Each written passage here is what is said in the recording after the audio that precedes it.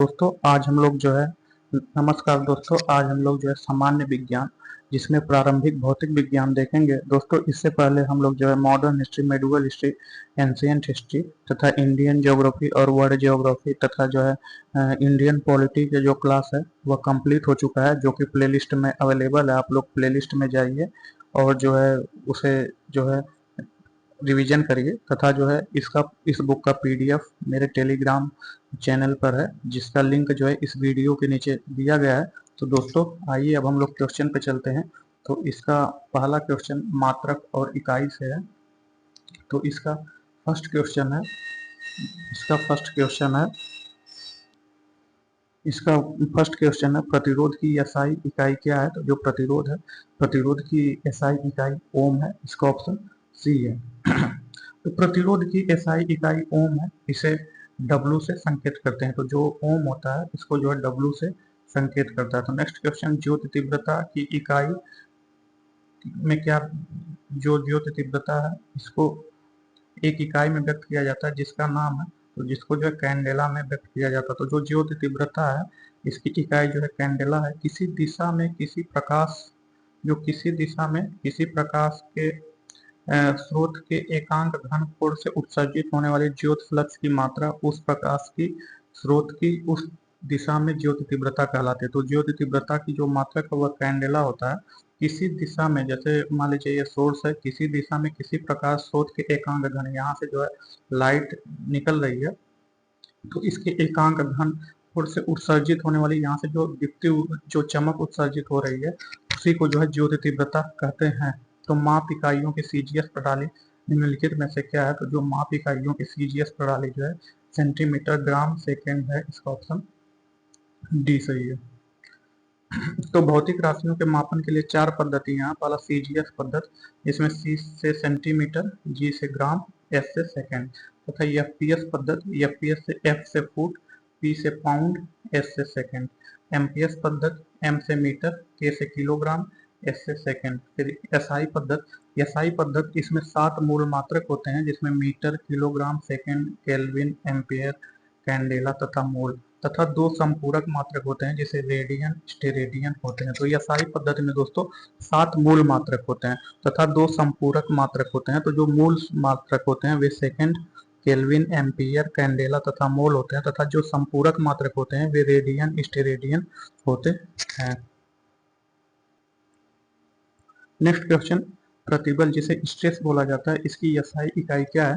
तो किसी पिंड पर एक विरूपक बल लगाया जाता है तो उसमें एक प्रत्यानयन बल विकसित हो जाता है। यह प्रत्यानयन बल मान में प्रत्यारोपित बल के बराबर होता है तथा दिशा में उसके विपरीत होता है। तो जो प्रतिबल होता है इसका एसआई इकाई जो है या मात्रक पास्कल होता है। तो प्रतिबल मतलब पी होता है, जो इसका होता है फार्मूला एफ अपान ए। तो इसका ऑप्शन बी होगा। जो जब किसी पिंड पर एक विरूपक बल लगाया जाता है तो विरूपक बल दोस्तों क्या होता है, मतलब विरूपक बल ऐसा बल होता है जिससे कोई भी स्थिति में कोई भी वस्तु अपनी प्रारंभिक अवस्था चेंज कर दे, उसे विरूपक बल कहते हैं। तो उसमें एक प्रत्यानयन बल विकसित हो जाता है। तो मतलब जैसे कोई वस्तु है, मान लीजिए कोई वस्तु है, इस पर कोई विरूपक बल लगाया गया तो इसके दिशा में जो है एक प्रत्यानयन, इसको अपोज करने के लिए एक प्रत्यानयन बल इधर की तरफ होने लगता है। तो यह प्रत्यानयन बल में प्रत्यारोपित बल के बराबर, मतलब जितना इधर बल लगाया जा रहा है उतना यह प्रत्यानयन बल इधर लगेगा, तो इसके बराबर होते हैं दोनों तथा दिशा में उसके विपरीत। तो मान लीजिए एफ जो है फोर्स इधर लग रहा है तथा जो प्रत्यानयन बल है मान लीजिए F1, ये जो है इसके अपोजिट साइड लग रहा है। ये दोनों दिशा में एक दूसरे के अपोजिट होते हैं तथा बराबर भी होते हैं, मतलब F इक्वल टू F1। तो जो F1 अपान ए होता है यही प्रतिबल होता है। तो F जहाँ बल है और ए क्षेत्रफल है। तो इसका मात्रक जो होता है न्यूटन प्रति मीटर स्क्वायर होता है, जबकि बीनीय सूत्र जो है ml-1t-2 होता है। 1 पास्कल का संकेत पीए से प्रदर्शित करते हैं। 1 न्यूटन प्रति मीटर स्क्वायर के 1 पास्कल बराबर होता है। तो निम्नलिखित में से किस यंत्र का उपयोग अवशोषित या विकसित ऊष्मा को मापने के लिए किया जाता है। तो जो कैलोरीमीटर है, कैलोरीमीटर का उपयोग जो है अवशोषित या विकसित ऊष्मा को मापने हेतु किया जाता है। समय की एसआई इकाई क्या है। तो जो समय है, समय का SI इकाई सेकंड होता है, इसका ऑप्शन बी सही है। समय की SI इकाई सेकंड है। एक मानक सेकंड, अब मानक सेकंड होता क्या है? एक मानक सेकंड वह समय अंतराल है जिसमें परमाणु घड़ी में सीजियम 133 का परमाणु 9, 19, 26, 31, 770 बार कंपन कर सकता है। तो यह परमाणु कितनी बार कंपन कर सकता है? तो 9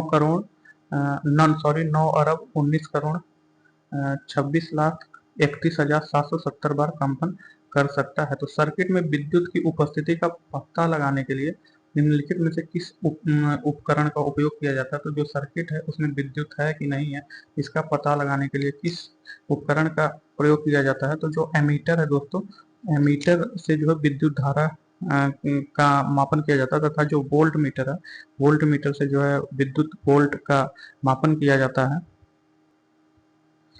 तो किसी परिपथ सर्किट में विद्युत की उपस्थिति का पता लगाने के लिए एमीटर, गैल्वेनोमीटर तथा वोल्ट मीटर का उपयोग किया जा सकता है। वोल्ट मीटर एक उच्च प्रतिरोध वाला गैल्वेनोमीटर है, जबकि एमीटर एक निम्न प्रतिरोध वाला गैल्वेनोमीटर है। तो इसमें जो है एक से अधिक क्वेश्चन सही होंगे। गतिशील श्यानता की इकाई SI इकाई क्या है? तो जो गतिशील श्यानता है इसकी SI इकाई पास्कल सेकेंड है, सॉरी न्यूटन सेकेंड प्रति मीटर वर्ग है। तो जो गतिशील श्यानता है, श्यानता को विस्कोसिटी बोलते हैं इंग्लिश में, तो इसका जो मात्रक है न्यूटन सेकेंड प्रति वर्ग मीटर है। तो इसका ऑप्शन सी सही है। तो श्यानता द्रव का वह गुण है जिसके कारण वह अपने विभिन्न परतों के बीच होने वाली उनकी आपेक्षिक गति का विरोध करता है। तो मान लीजिए जैसे दोस्तों ये वाटर फ्लो कर रहा है नदी में या कहीं भी, तो जो है अगर नदी का देखेंगे तो कुछ गहराई होती है, ठीक है, मान लीजिए इतनी गहराई है, तो उसका जो ऊपरी सतह होता है लेयर, फिर ऊपरी लेयर होता है, फिर उसके नीचे लेयर होता है, फिर उसके नीचे लेयर होता है।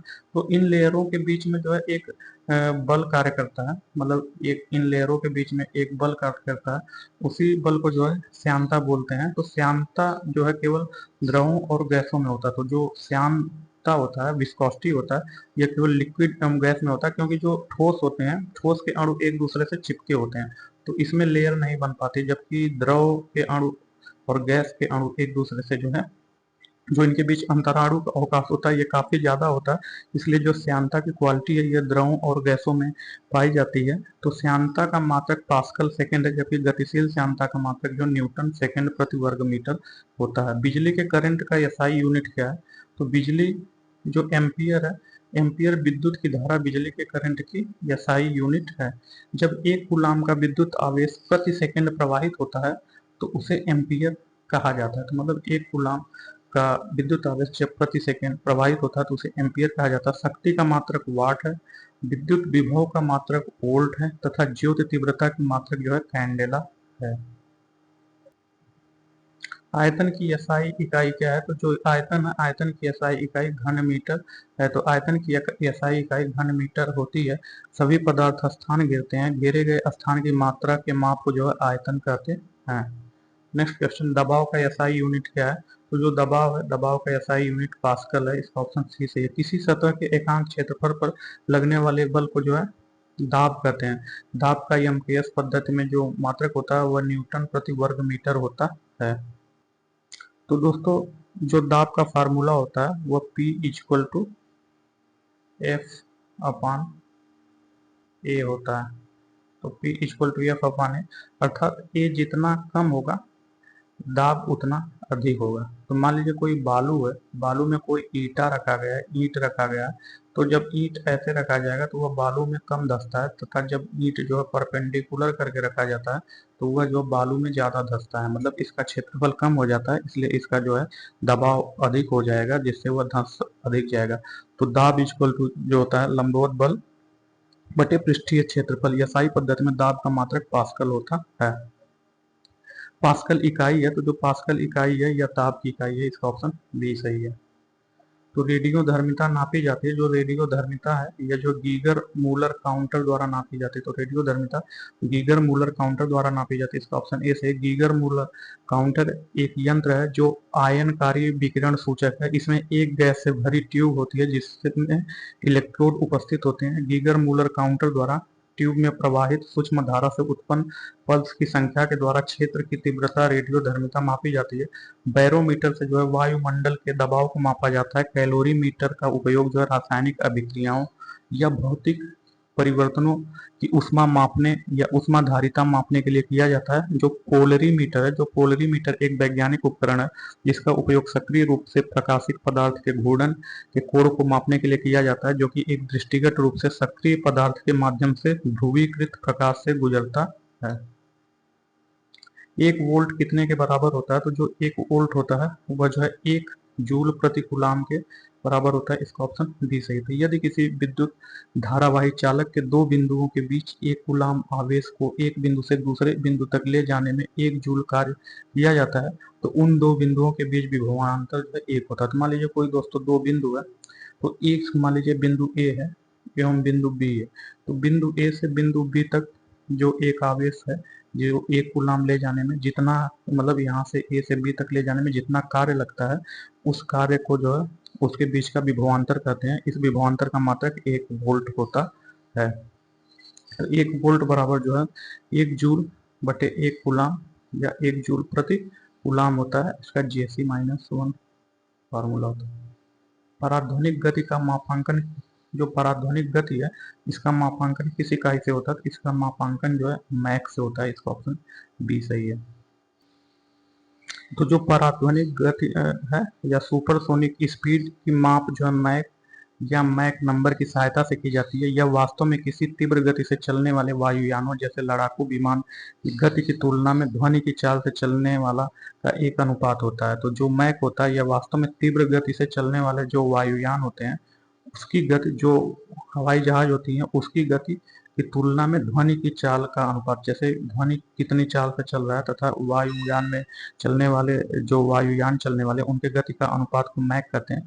जैसे यदि किसी वायुयान की चाल ध्वनि की चाल के बराबर है तो उसकी गति जो है 1 मैक के बराबर होगी। तो जब ध्वनि की चाल हम जानते हैं कि 332 किलोमीटर प्रति सेकेंड है, तो जब किसी वायुयान की जो चाल है वह ध्वनि के चाल के बराबर होती है तो हम बोलेंगे कि जो वायुयान का गति है यह जो 1 मैक होगी।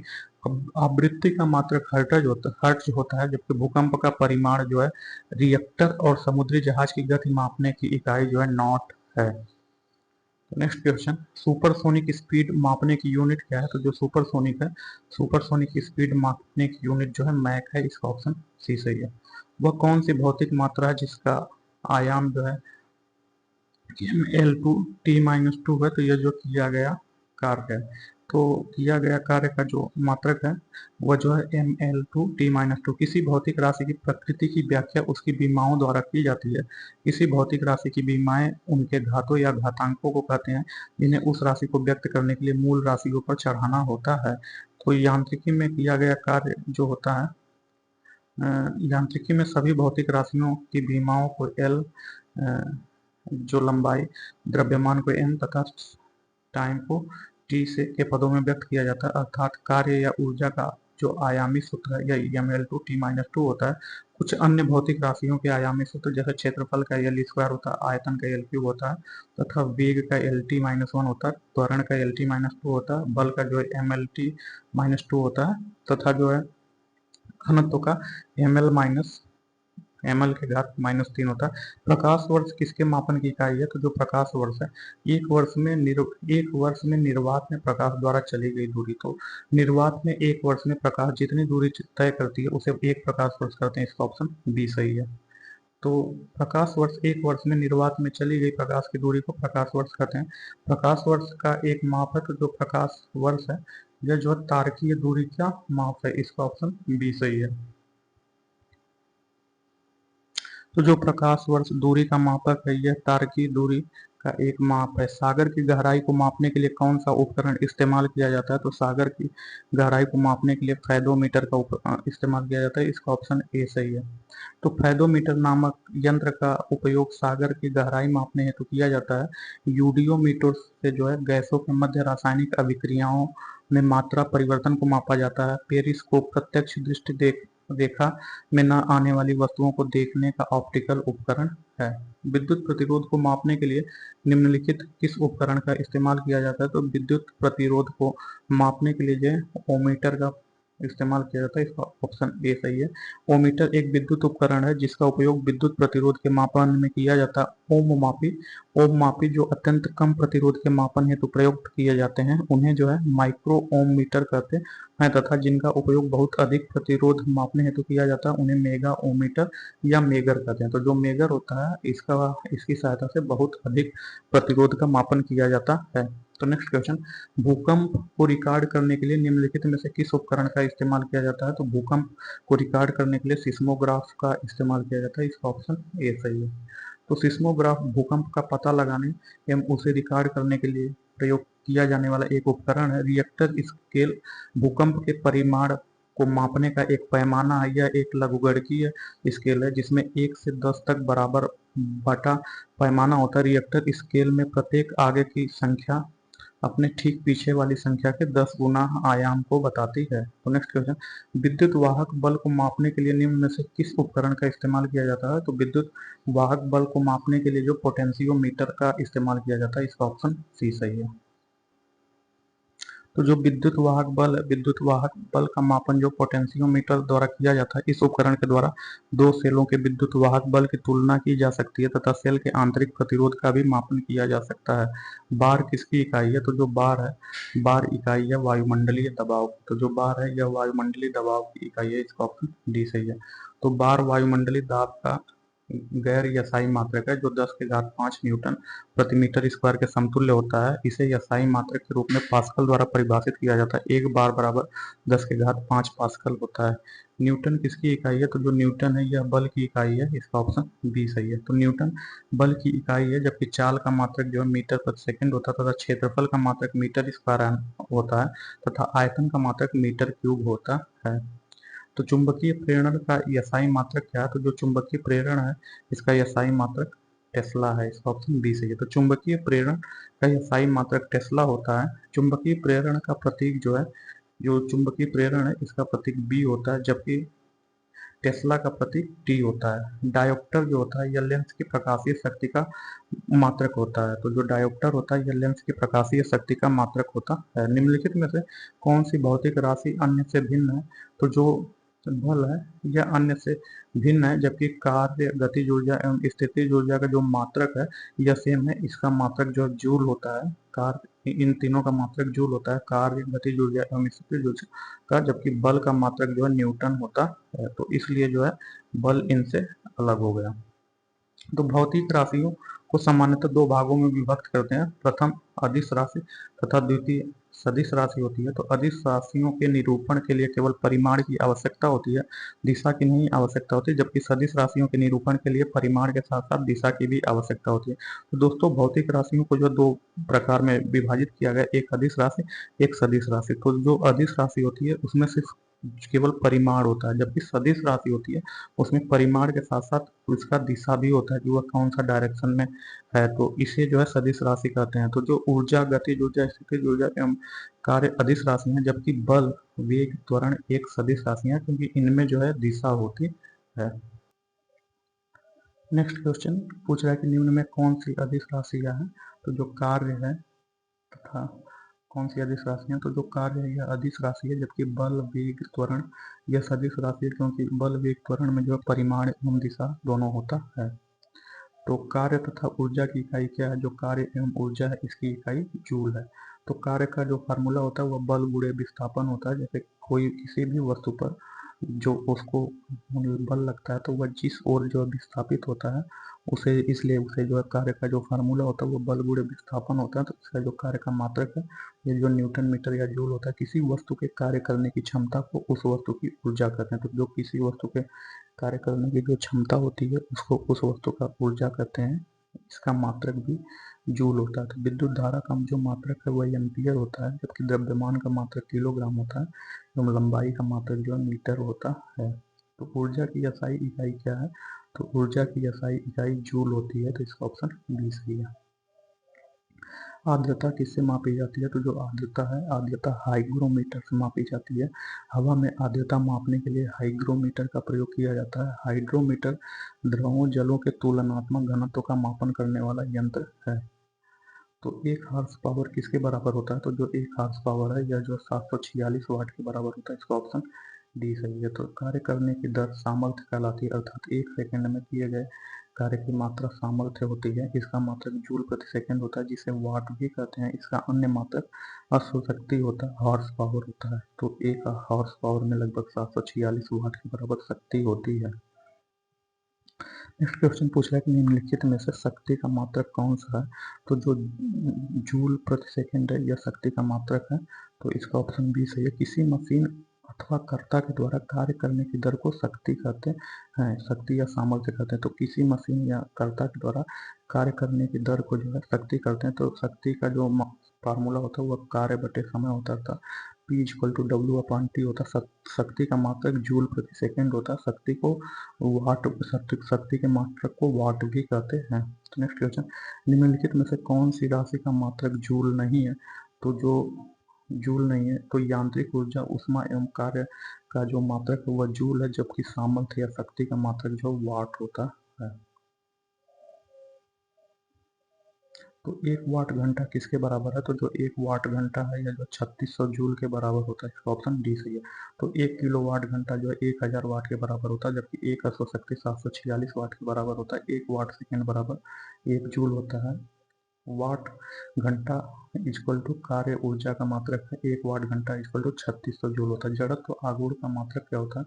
तो माना यम द्रव्यमान की वस्तु आर त्रिज्या वाले वृत्तीय पथ पर गति कर रही। इस वृत्तीय पथ पर घूर्णन गति के अक्ष के सापेक्ष वस्तु का जड़त्व आघूर्ण का मान वस्तु के द्रव्यमान एवं घूर्णन अक्ष के वस्तु तक की दूरी के वर्ग के गुणनफल के बराबर होता है। तो जो मान लीजिए कोई ये बिंदु है, यहाँ से किसी भी वस्तु को ढकेला जा रहा है, तो वह इसके इधर इधर घूर्णन कर रही है। जैसे दरवाजा है, दरवाजा की कुंडी से ऐसे मूव करती है, तो उसके जो जो इस पर बल लग रहा है तथा उसकी जो त्रिज्या होती है जहाँ से वह घूमती है, उसके गुणनफल को जो है उसका जो है जड़त्व आघूर्ण बोलते हैं। तो जड़त्व आघूर्ण जो होता है, मतलब कि जितना द्रव्यमान होता है उसका ये I equal to M R square होता है। इसका मात्रक किलोग्राम मीटर स्क्वायर होता है, जो कि विकल्प में नहीं है। सामान्य वायुमंडलीय दाब होता है, तो जो सामान्य वायुमंडलीय दाब होता है वह 760 मिलीमीटर पारा स्तंभ के बराबर होता है। इसका ऑप्शन डी सही है। नेक्स्ट क्वेश्चन, वायुमंडलीय दाब का अर्थ है किसी भी दिए गए स्थान और समय पर वहां की हवा के स्तंभ का भार है। वायुमंडलीय दाब को जो है बैरोमीटर की सहायता से मापा जाता है। समुद्र तल पर सामान्य वायु दाब का मान पारे के 76 सेंटीमीटर या 1.013 गुणे 10⁵ न्यूटन प्रति मीटर स्क्वायर या 1.013 बार या 760 मिलीमीटर के बराबर होता है। शरीर द्रव्यमान सूचकांक बॉडी मास इंडेक्स बीएमआई की गणना निम्नलिखित में से किसके द्वारा की जाती है? तो इसकी गणना जो है किलोग्राम में ऊंचाई मीटर स्क्वायर में की जाती है। तो किसी व्यक्ति के शरीर का द्रव्यमान सूचकांक की गणना करने के लिए जो है उस व्यक्ति के वजन किलोग्राम को उसके ऊंचाई के वर्ग में से विभाजित कर देते हैं। तो जो शरीर का द्रव्यमान सूचकांक है वो जो वजन किलोग्राम तथा ऊंचाई के वर्ग मीटर स्क्वायर के बराबर होता है। तो यांत्रिकी, तो नेक्स्ट चैप्टर यांत्रिकी है, तो यांत्रिकी से संबंधित क्वेश्चन देखेंगे। तो पूछ रहा है कि निम्नलिखित में से कौन सा विकल्प क्लास 2 लीवर का उदाहरण है? तो जो व्हील वैरो है या क्लास 2 लीवर का उदाहरण है। तो व्हील वैरो सरौता नट क्रैकर द्वितीय श्रेणी के लीवर के उदाहरण है। द्वितीय श्रेणी के लीवर व्हील लीवर होते हैं जो भार मध्य में तथा आयास एवं आलम्ब जो है किनारे किनारे होता है। तो इनमें जो भार होता है यह मध्य में होता है तथा इनका जो आयास होता है और जो है आलम्ब होता है यह किनारे किनारे होता है। तो नींबू निचोड़ने की मशीन कौन सी श्रेणी का उत्तोलक है? तो जो नींबू निचोड़ने की मशीन है यह जो है द्वितीय श्रेणी का उत्तोलक है। तो आलम्ब, आयास तथा भार की एक दूसरे के सापेक्ष स्थितियों के कारण उत्तोलक को जो है 3 प्रकार के होते हैं। तो जो प्रथम वर्ग के उत्तोलक हैं, प्रथम वर्ग के उत्तोलक में जो है जो आलम्ब, आयास तथा भार, जो आलम्ब है यह आयास तथा भार के मध्य में होता है। तो जो प्रथम श्रेणी का उत्तोलक है, मान लीजिए ये आयास है तथा ये भार है, इसके मध्य में जो है आलम्ब होता है। तो जो इसका यांत्रिक लाभ है वह 1 से अधिक होता है तथा 1 के बराबर होता है तथा 1 से कम हो सकता है। उदाहरण कैंची, प्लायर, शीशा, झूला इत्यादि। द्वितीय श्रेणी के उत्तोलक में आलम्ब तथा आयास के बीच भार होता है। तो जो आलम्ब है एवं आयास है इसके बीच में भार होता है। यह द्वितीय श्रेणी का उत्तोलक है। द्वितीय श्रेणी के उत्तोलक का जो यांत्रिक लाभ है वो सदैव 1 से अधिक होता है। उदाहरण द्वितीय श्रेणी का उत्तोलक का सरौता, नींबू निचोड़ने की मशीन, एक पहिए के कूड़ा ढोने की मशीन। तीसरा तृतीय श्रेणी का उत्तोलक। जो तृतीय श्रेणी का उत्तोलक है उसमें आलम्ब और भार के मध्य आयास होता है। तो जो आलम्ब एवं भार होता है उसके मध्य आयास होता है। जो तृतीय श्रेणी का उत्तोलक है इसमें यांत्रिक लाभ जो है 1 से कम होता है। उदाहरण चिमटा, किसान का हल, मनुष्य का हाथ इत्यादि। नेक्स्ट क्वेश्चन पूछ रहा है कि लैक्टोमीटर निम्नलिखित में से किस सिद्धांत नियम पर कार्य करता है। तो जो लैक्टोमीटर है यह आर्किमिडीज के सिद्धांत पर कार्य करता है। इसका ऑप्शन डी सही है। तो लैक्टोमीटर आर्किमिडीज के सिद्धांत पर कार्य करता है।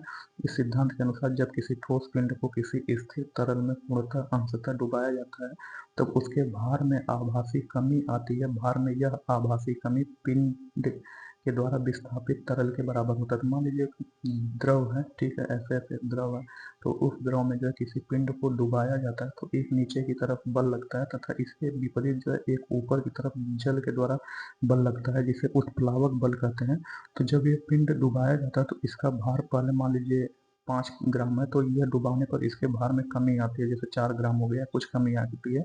तो जो यह 1 ग्राम की कमी होती है यह इसके जल द्वारा जो ऊपर की तरफ बल लगाया जाता है उसके बराबर होती है, यही बोल रहा है। तो विस्थापित तरल के भार के बराबर होती है। तो किसी वस्तु का भार उस समय न्यूनतम होता है जब उसे रखा जाता है। तो किसी वस्तु का जो भार उस समय न्यूनतम होता है जब उसे पृथ्वी के केंद्र पर रखा जाता है। तो किसी वस्तु का भार वह बल है जिसे पृथ्वी उसे अपनी ओर आकर्षित करती है, गुरुत्वाकर्षण। तो जो W होता है वह जो है mg जो द्रव्यमान होता है, जो गुरुत्वाकर्षण बल होता है उसके गुणनफल के बराबर होता है भार।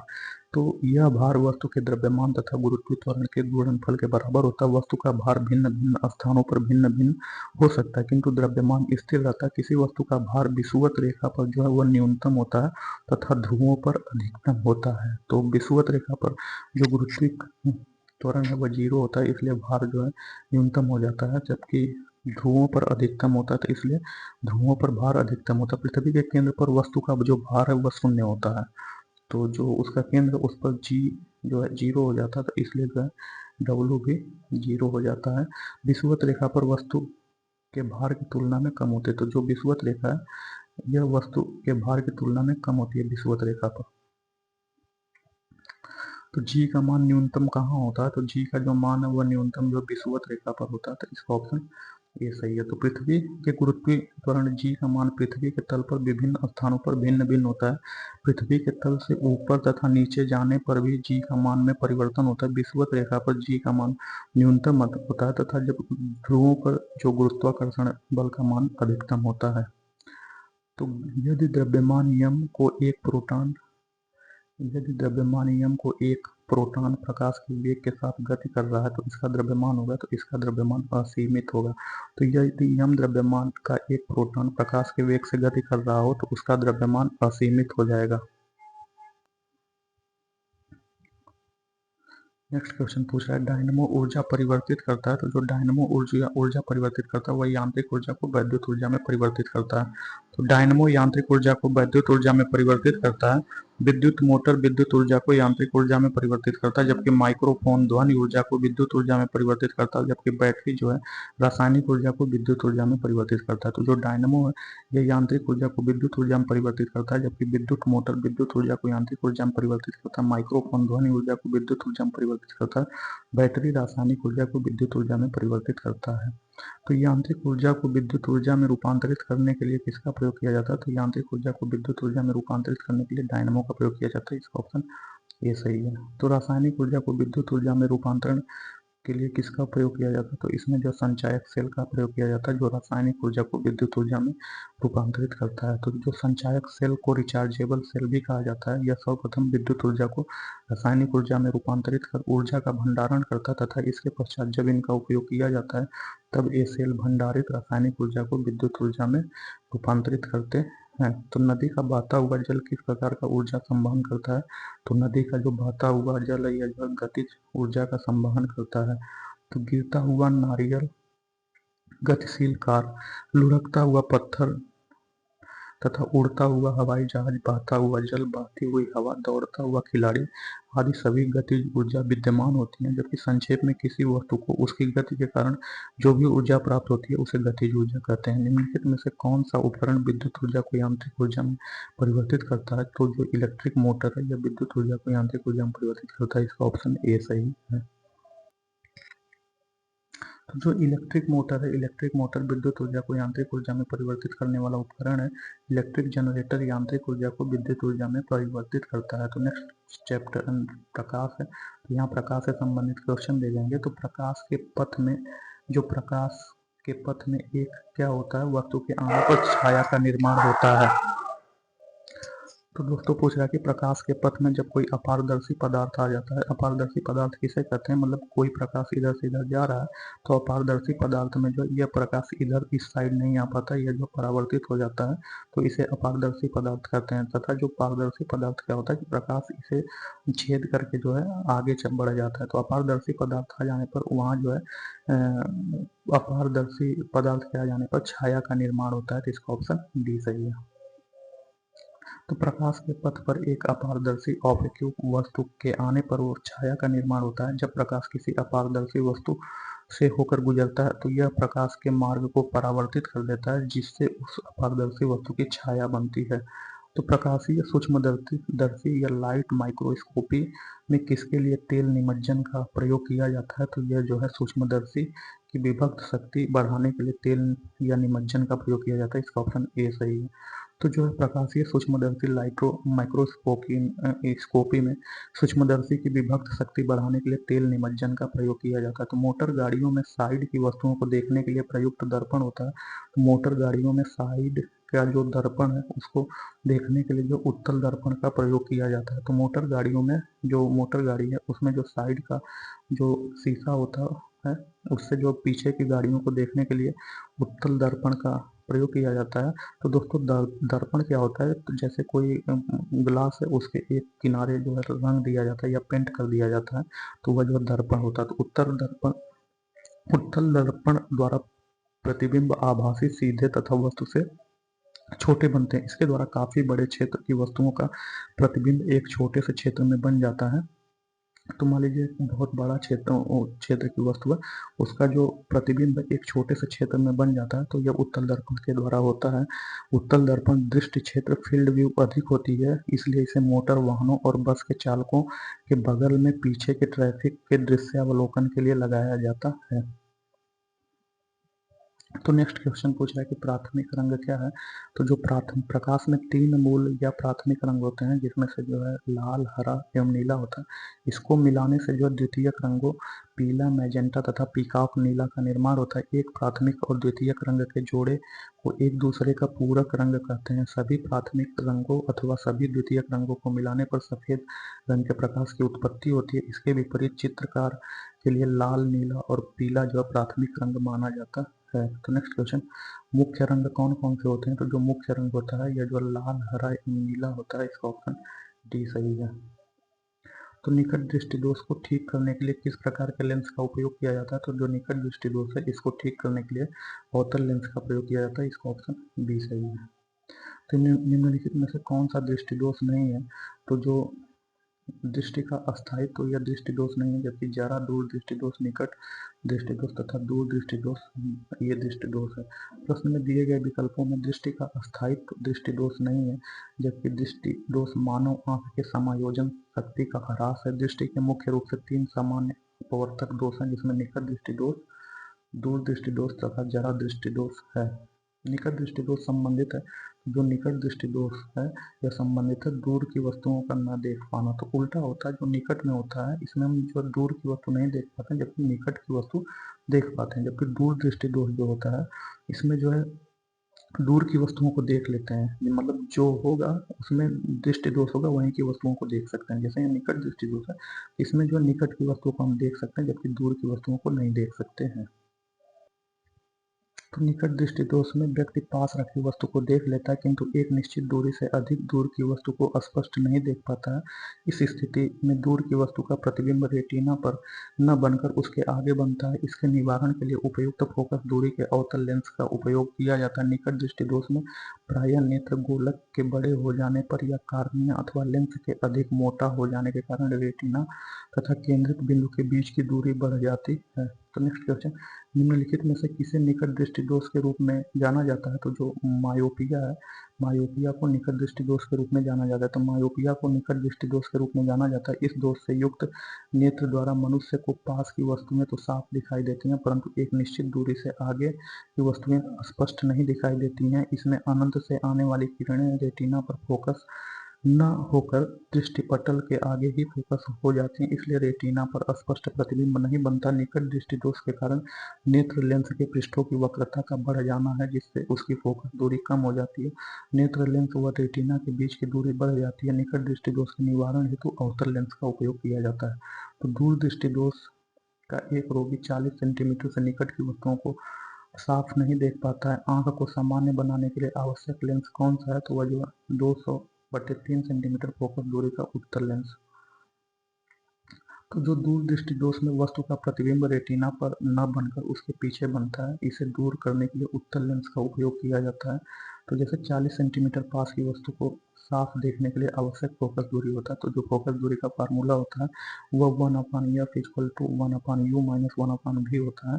तो जो है इसका जो होता है 200/3 सेंटीमीटर फोकस दूरी का उत्तल लेंस होता है। तो नेक्स्ट क्वेश्चन पूछा, एक उत्तल लेंस जिसकी फोकस लंबाई 40 सेंटीमीटर जबकि 25 सेंटीमीटर फोकस लंबाई के एक अवतल लेंस के साथ स्पर्श करता है, तो इस संयोग पावर को क्या कहते हैं? तो जो पावर का फार्मूला होता है वह जो है 100/f1 होता है। तो जो फोकस दूरी है वह 40 सेंटीमीटर होता है। तो 100 में 40 का भाग दे देंगे, तो 100 में अगर हम 40 का भाग देंगे तो जो 2.5 डायोप्टर आएगा। तो यह उत्तल लेंस की फोकस दूरी जो है धनात्मक में होती है, जबकि अवतल लेंस जो होती है, अवतल लेंस की फोकस दूरी ऋणात्मक में होती है। तो अवतल लेंस की फोकस दूरी तथा जो अवतल लेंस है, अवतल लेंस की फोकस दूरी 25 सेंटीमीटर। तो जो P2 है, मतलब पावर, दूसरे लेंस का जो पावर है वह 100/f2, मतलब 100 में 25 का डिवाइड करेंगे तो 4 आएगा। तो जो P होता है वह P1 + P2 होता है, मतलब इसको जोड़ देंगे P1 + P2 का, तो संयुक्त पावर आता है। तो जो है इसका जो है क्योंकि उत्तल लेंस का जो पावर होता है वो प्लस में होता है, जबकि अवतल लेंस का पावर माइनस में होता है, तो यह जो घट जाएगा तो -1.5D हो जाएगा। तो यह संयुग्मी पावर जो है यह अवतल लेंस होगा, क्योंकि यह माइनस में दिखा रहा है, तो यह जो -1.5 डायोप्टर होगा। तो एक वस्तु को फोकल लंबाई जो एक वस्तु की फोकल लंबाई 20 सेंटीमीटर के उत्तल लेंस के मुख्य अक्ष के लंबवत रखा गया है। लेंस से वस्तु की दूरी 30 सेंटीमीटर है। बनने वाली छवि की स्थिति ज्ञात कीजिए।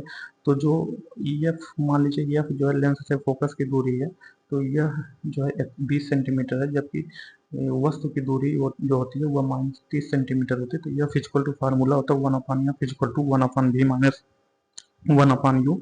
तो यहाँ जो है जो फोकस है वह जो 20 सेंटीमीटर है, तथा जो प्रतिबिंब की दूरी है वह v है, तथा वस्तु की दूरी -30 है, क्योंकि यह दूसरी डायरेक्शन में। तो इसको अगर हम हल करेंगे तो जो है v जो वस्तु की दूरी है यह 60 सेंटीमीटर आता है। इसका ऑप्शन 60 होगा। नेक्स्ट क्वेश्चन, इसमें कोई फर्क नहीं पड़ता कि आप दर्पण से कितनी दूरी पर खड़े हैं, आपका प्रतिबिंब सीधा दिखाई पड़ता है। यह कौन सा दर्पण हो सकता है? तो यह जो समतल या उत्तर दर्पण हो सकता है। इसका ऑप्शन ए सही है। समतल दर्पण में बना प्रतिबिंब सीधा तथा वस्तु के बराबर दिखाई देता है, तथा उत्तल दर्पण द्वारा प्रतिबिंब सीधा तथा वस्तु से छोटा बनता है। निम्नलिखित में से किस प्रकार के लेंस का उपयोग हमेशा छोटा प्रतिबिंब प्राप्त करने के लिए किया जाता है? तो जो अवतल लेंस है, अवतल लेंस का उपयोग हमेशा छोटा प्रतिबिंब प्राप्त करने के लिए किया जाता है। इसका ऑप्शन सी सही है। तो अवतल लेंस का प्रयोग सदैव छोटा प्रतिबिंब प्राप्त करने के लिए किया जाता है। अवतल लेंस किनारे तथा मोटे तथा बीच में पतले होते हैं। अवतल लेंस की प्रकृति जो है वह अपसारी होती है। इसका उपयोग निकट दृष्टि दोष में किया जाता है। रेटिना पर नेत्र द्वारा निर्मित प्रतिबिंब होता है। जो रेटिना है, रेटिना पर नेत्र द्वारा निर्मित प्रतिबिंब जो वास्तविक उल्टा एवं छोटा होता है। इसका ऑप्शन ए सही है। तो मानव नेत्र एक कैमरे की भांति है। इसका लेंस निकाय एक प्रकाश सुग्राही पर्दे जिसे रेटिना या दृष्टिपटल कहते हैं पर प्रतिबिंब बनता है। रेटिना पर नेत्र द्वारा निर्मित प्रतिबिंब वास्तविक उल्टा तथा छोटा बनता है। किसी व्यक्ति का पूरा प्रतिबिंब देखने के लिए समतल दर्पण की न्यूनतम ऊंचाई कितनी होनी चाहिए? तो यह जो व्यक्ति की ऊंचाई की आधी होनी चाहिए। तो किसी व्यक्ति को अपना पूरा प्रतिबिंब देखने के लिए एक समतल दर्पण की न्यूनतम ऊंचाई उस व्यक्ति के आधे होने चाहिए। तो दंत विशेषज्ञ कौन सा शीशा प्रयोग करते हैं? तो जो दंत विशेषज्ञ है या जो सादा शीशा प्रयोग करते हैं, इसका ऑप्शन, सॉरी, सादा शीशा नहीं, नतोदर शीशा का प्रयोग करते हैं, तो इसका ऑप्शन बी सही है। तो जो दंत विशेषज्ञ है, दंत विशेषज्ञ का शीशा नतोदर शीशा या अवतल शीशा, अवतल दर्पण जिसे कॉनकेव मिरर कहते हैं, उनके द्वारा नतोदर शीशा का प्रयोग इसलिए किया जाता है क्योंकि एक छोटी रेंज में वे छोटी छवि उत्पन्न करते हैं। पर्दे पर उत्तल लेंस द्वारा वस्तु की वास्तविक आकृति बनती है। यदि उत्तल लेंस के ऊपरी भाग को अपारदर्शी कागज से ढक दिया जाए तो छवि पर क्या प्रभाव पड़ेगा? तो जो छवि है यह वस्तु की पूर्ण छवि प्राप्त होगी, जो वस्तु की पूर्ण छवि प्राप्त होगी, परंतु उसकी तीव्रता कम हो जाएगी। तो इसका ऑप्शन डी सही है।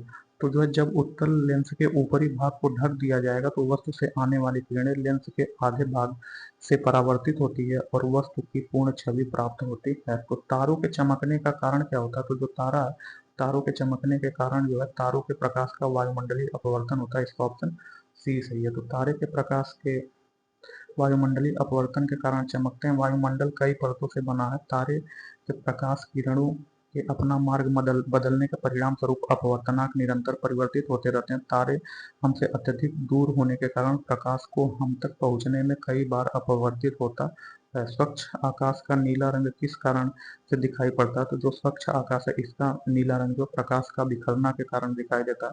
तो जब सूर्य का प्रकाश वायुमंडल से होकर गुजरता है तो प्रकाश वायुमंडल में उपस्थित कणों द्वारा विभिन्न दिशाओं में प्रकीर्णित बिखराव हो जाता है। इसी प्रक्रिया को प्रकाश का प्रकीर्णन कहते हैं। जिस रंग के प्रकाश की तरंग दैर्ध्य कम होती है उस रंग के प्रकाश का प्रकीर्णन अधिक होता है तथा जिस रंग के प्रकाश की तरंग दैर्ध्य अधिक होती है उस रंग के प्रकाश का प्रकीर्णन जो है कम होता है। सूर्य के प्रकाश में बैगनी रंग के प्रकाश का तरंग दैर्ध्य सबसे कम होना होता है। तो जो बैगनी रंग है उस प्रकाश का तरंग दैर्ध्य जो है वह सबसे कम होता है। इसी कारण इसका प्रकीर्णन सर्वाधिक होता है जिससे आकाश नीला दिखाई देता है। तो जो हम लोग देखते हैं आकाश जो है वह नीला दिखाई देता है तथा यही आकाश अंतरिक्ष से काला दिखाई देता है। यही कारण है कि समुद्र का जल नीला दिखाई देता है क्योंकि पानी द्वारा प्रकाश का प्रकीर्णन छितराव किया जाता है। नेक्स्ट क्वेश्चन, समुद्र जल के नीला रंग का होने का क्या कारण है? समुद्र जल के नीला रंग का होने का कारण है पानी द्वारा रोशनी का छितराव होता है। इसका ऑप्शन बी सही है। तो किसका सबसे अधिक अपवर्तनांक होता है? तो जो हीरा है, हीरा का अपवर्तनांक सबसे अधिक होता है। प्रश्न में दिए गए विकल्पों में हीरा का अपवर्तनांक सबसे अधिक होता है, 2.42 होता है, और सबसे कम वायु का अपवर्तनांक होता है, 1.0003 होता है। जल का अपवर्तनांक 1.33 होता है तथा क्राउन कांच का अपवर्तनांक 1.52 होता है। गुलाब, लाल गुलाब को जब एक नीले फिल्टर से देखा जाता है तो यह दिखाई पड़ता है, तो यह काला दिखाई पड़ता है। तो जब लाल गुलाब को एक नीले फिल्टर से देखा जाता है तो यह गुलाब काला दिखाई देगा क्योंकि नीला फिल्टर मात्र नीले प्रकाश को आगे जाने देगा तथा अन्य प्रकाश को अवशोषित कर लेगा। सूर्य के प्रकाश को पृथ्वी तक पहुंचने में कितना समय लगता है? तो सूर्य का प्रकाश को पृथ्वी तक पहुंचने में 8 मिनट 20 सेकंड लगता है, मतलब 8 मिनट 19 सेकंड लगता है।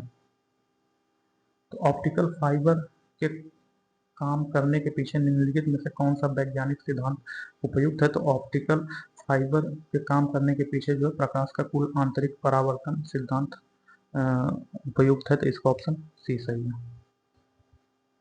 तो प्रकाश तंतु या ऑप्टिकल फाइबर सिलिका से बनी पतली बेलनाकार नलिकाएं होती है जो प्रकाश के पूर्ण आंतरिक परावर्तन के सिद्धांत पर कार्य करती है।